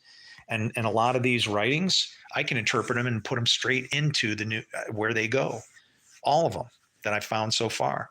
And I'm not talking about like the Gospel of Mary Magdalene. That says Jesus survived the resurrection, stuff like that. I'm not going to get into the conspiracy stuff. I got to stick to one thing. But if you want to take the Gospel of Thomas and pump it in the New Testament and the Old, I got no problem with that. I'll fit it in like a glove. And the best saying is this one, okay? Number 114, because it says, Peter says, Master, Mary should leave us because women are not worthy of the kingdom of God. Okay. Women are considered to be impure, because the fruit of a man is just like a one thing. I can only get out of me whatever the Spirit can produce, right? Whereas a woman can produce more vessels for the Spirit. That's the whole thing behind the firstborn stuff. But how do I say it? What about the Quran? I read stuff in the Quran that I can understand that people don't get. Like where Muhammad is saying that you should feel blessed if I'm mean to you. He's just literally, people will grab all these little bits and then find reasons to fight over it. It's like, he's saying nothing more different than he bruises he bruises whom he loves. We just fights. Stupid, man. Chris, you ride bikes. Yeah. Yeah. Why? Did you see that one over there? Where is it? Oh yeah, there's that one. And then I have motorcycles, bicycles. I ride bikes. I like two wheels. But like, the whole woman thing, it's there's two creation stories in there that people don't realize. The first one says, man created, right? And it says something important. It says male and female made them he. That he is singular. One thing, male and female made them he, is in one unit, and called their name Adam. And that's how man was created, with the woman inside. And then Lord God shows up and takes the woman out, and then says, but that's why you got to be joined back together. And so taking the helper out was almost as if to say, look, at your source for your kingdom is literally inside of you. Okay, it is that woman. It's going to remain a virgin at all times, because that woman being inside you, who's having sex with her, who's impregnating her? Definitely not anything physical, right? It's all spiritual. The angels that come from either of those fathers, you judge them as the Son of Man. They're ascending or descending upon you, and you have been unknowingly for your whole life. The thoughts in your head, the things that you think about and what you talk about, are they godly or ungodly? They just can't have a source. That's all. We want to call it consciousness. I call it prayer, constant communication with God. That's all. It's I find myself, if I, stumble a little bit, oh Lord, thank you for helping me. Or if I come up with something that seems to be a good idea, I shy away from the idea of, saying, wow, that was a great idea. I really find myself all the time saying, thank you for giving me that idea, right? That it came to me. So,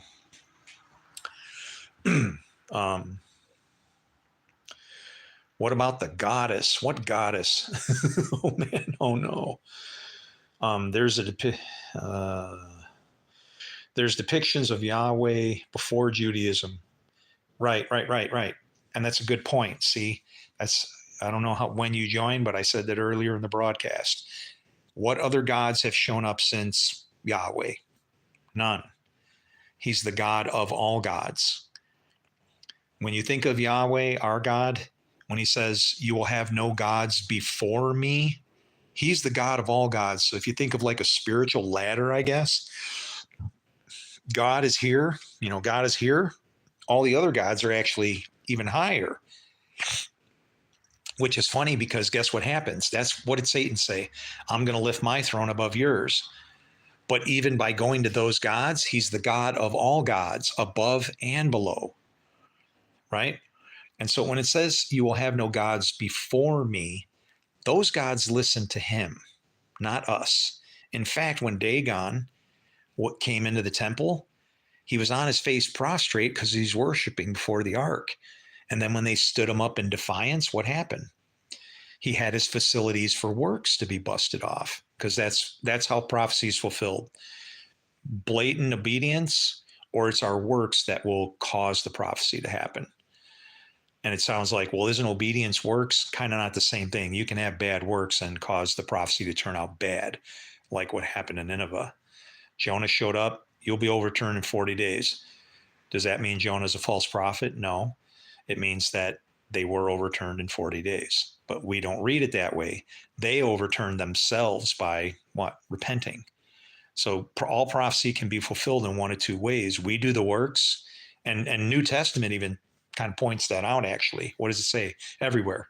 He did this, that prophecy might be fulfilled. He did that, that prophecy might be fulfilled.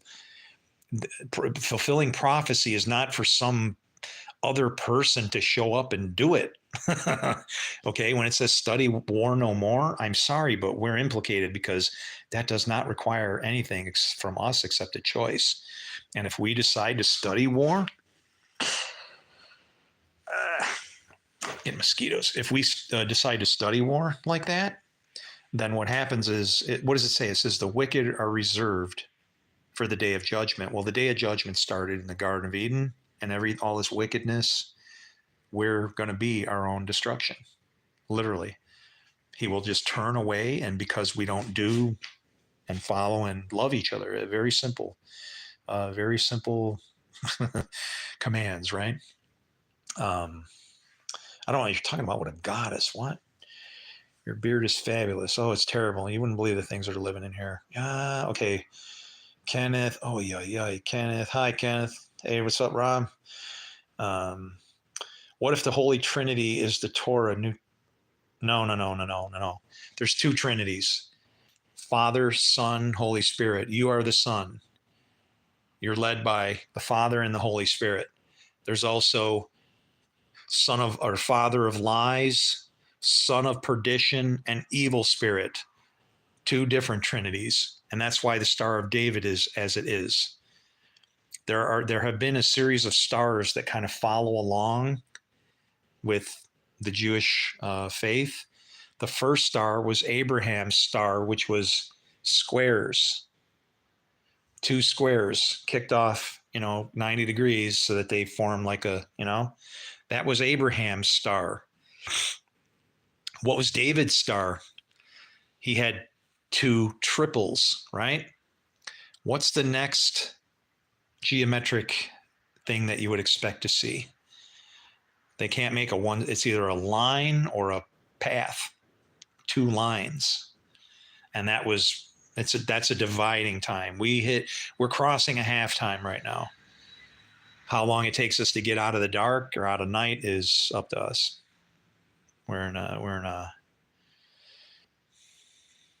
This is not good. It's really not good, guys.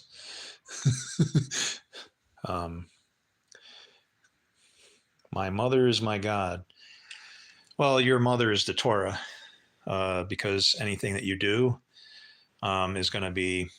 Yeah, Paul said that the Jews, you think, would love what Paul said in Romans 2:12-14, because he says, if the context there is that it doesn't matter who you are, the law of God applies to you, Jew or not, sinner, saint, whatever. You're going to get what you get. But the nice thing about what he says there is he refers to what the end times are supposed to be like, which is to say the laws are written on their hearts. I'm telling you, the laws are already written on our hearts, and people don't understand who in the hell they are. You can't be what you're not. And you have somebody running you around and telling you you're a piece of garbage that needs to be repaired.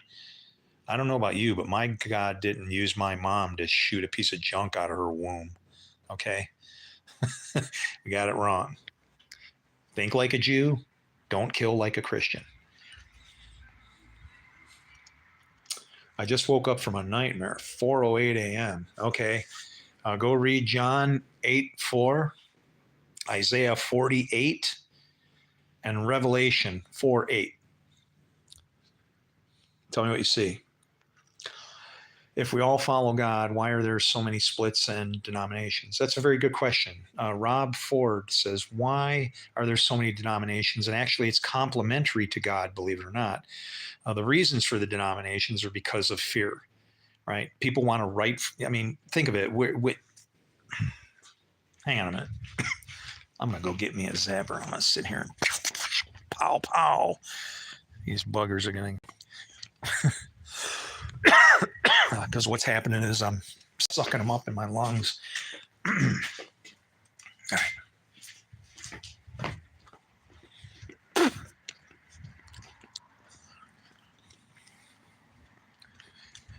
So anyway, the denomination thing is actually complementary to God, believe it or not, if you can look at it from the other side. And everything has that's what we didn't do. Jesus saying fish from the other side was so important. It really, really was.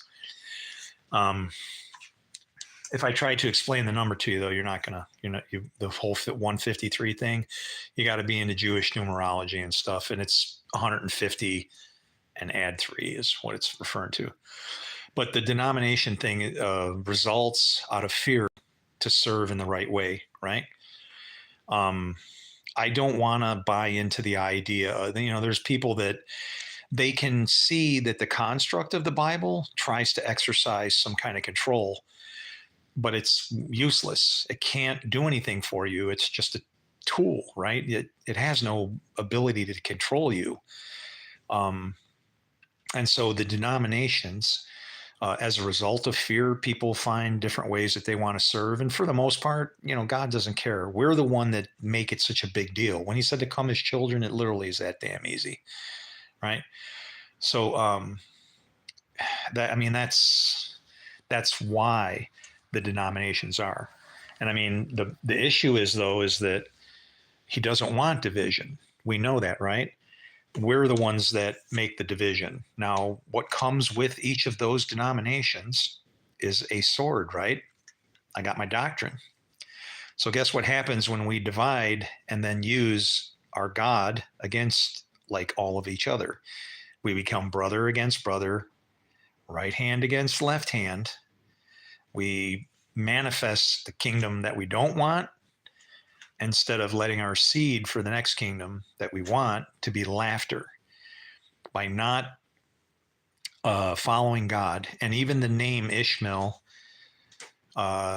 if you bust it into all its components, it is man, ish, ma, which means what, and God. So it's like man and God separated by a question. Not a good, that's called not knowing God, right? And even that, these are all teachings that Jesus gave, but about the spiritual relationship between the Son and the Father, we don't get it, right? Man,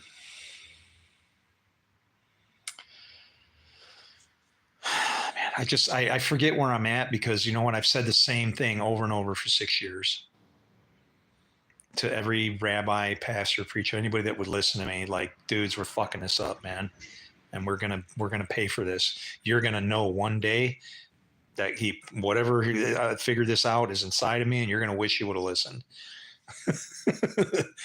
And I hate that. I don't want this. I don't want to be the I told you so guy. That that's bullshit. If you know something, people ought to respect you to just give you a minute. I've done some amazing things in my life. I've rescued people off the side of the road with nothing but a pen cap and program my entire job to run itself. I've done a lot of things, and I know that none of that matters for what I'm pursuing right now. None of it. Waste of time. But but who commits genocide? Are you talking to me? You're not talking to me. Are you talking to me? I ain't moving until that question gets answered.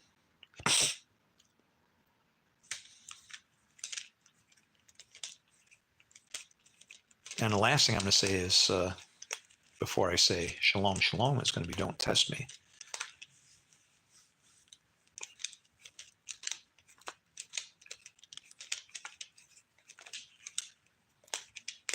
Who commits genocide?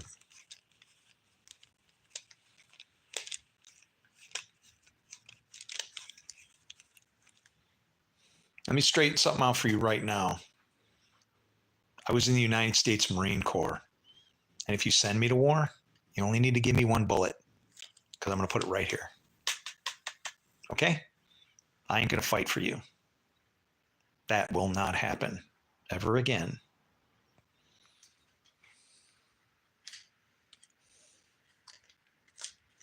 Oh, the Crusades? Oh, exactly. You're looking back there. Stop. Go forward. See your vision. Stop kicking the goads. That's what Paul was talking about. Evil is there for a purpose. It's there to keep you moving forward. Don't kick it. Don't try to crush the head of the snake. See if you can walk far enough ahead where you can grab it by the tail and use it to walk with. You'll turn out a lot better.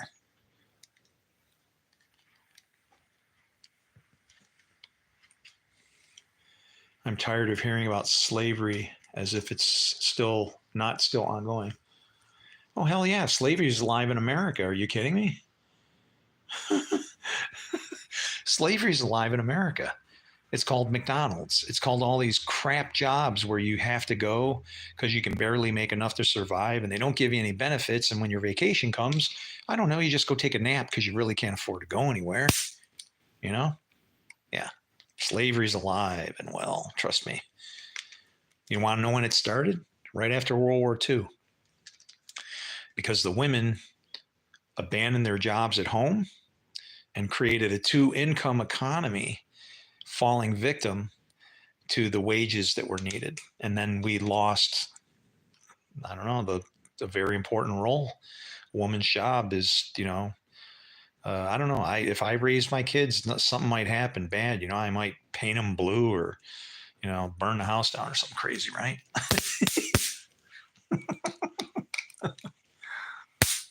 Come on, let's go. I'm tired of you guys. Oh my God, there's a million of them up there. You know what it is? It's it's this light.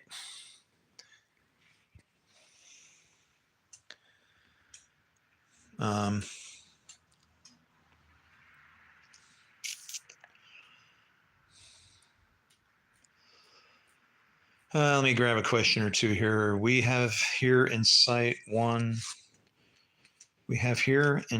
one balanced rule. Native Americans were free. The moment you question the status quo, you get hit with the rhetoric of work ethic. Then Nixon really sealed the deal. What? But I mean, that's what happened. The people of the economy, they realize the cheap labor, right? And it's funny because when here's one of the things. Do you realize that when it talks about giants, you're talking about a spirit that affects a regular person like me? And if you want to know how you want to know who one of the giants is that's out there right now, it's Bill Gates. And he's very successful because he does everything that the Bible says, believe it or not. If you read his book about his company, you're going to find out that at least this is what my supervisor told me. So he was telling me complete crap, but he was just amazed with his mouth hanging open. And I can't read, so he was reading it to me. But he was telling me, he said that I can read, but I can't read very easily. It's too hard for me. Words just mean too many things all at once.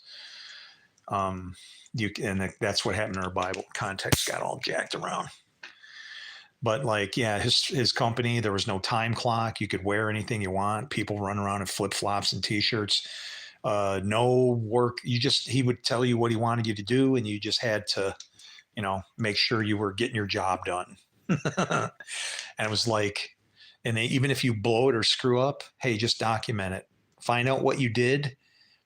And this is what was smart. This is so godly. Find out what you did and write down what you did so that I can make sure that doesn't happen. And if I can't stop it, then we'll tell everybody else to look out for it.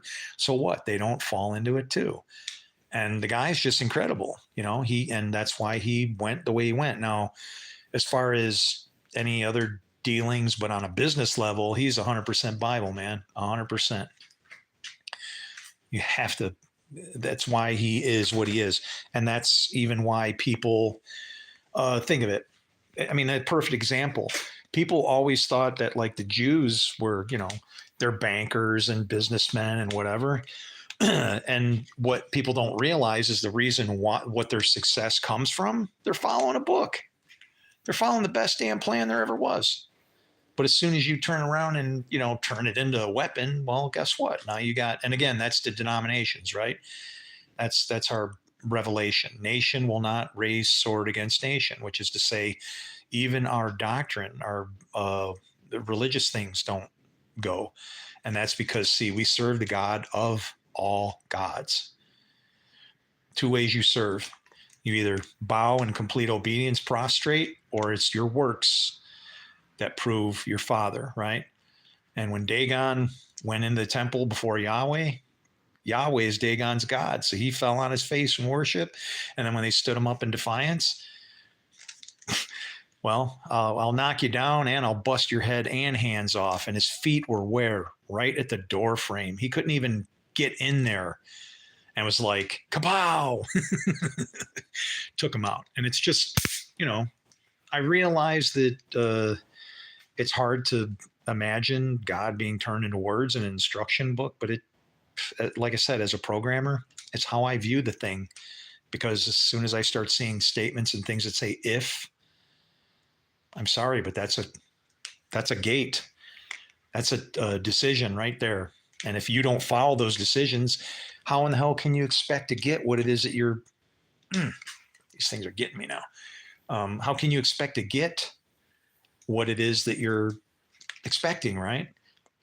Somebody said something in the store the other day, and I responded to it, and she laughed, and it was, doing the same thing over and over and expecting different results is insanity. That's the definition of insanity. And I go, oh, so you mean like Christians?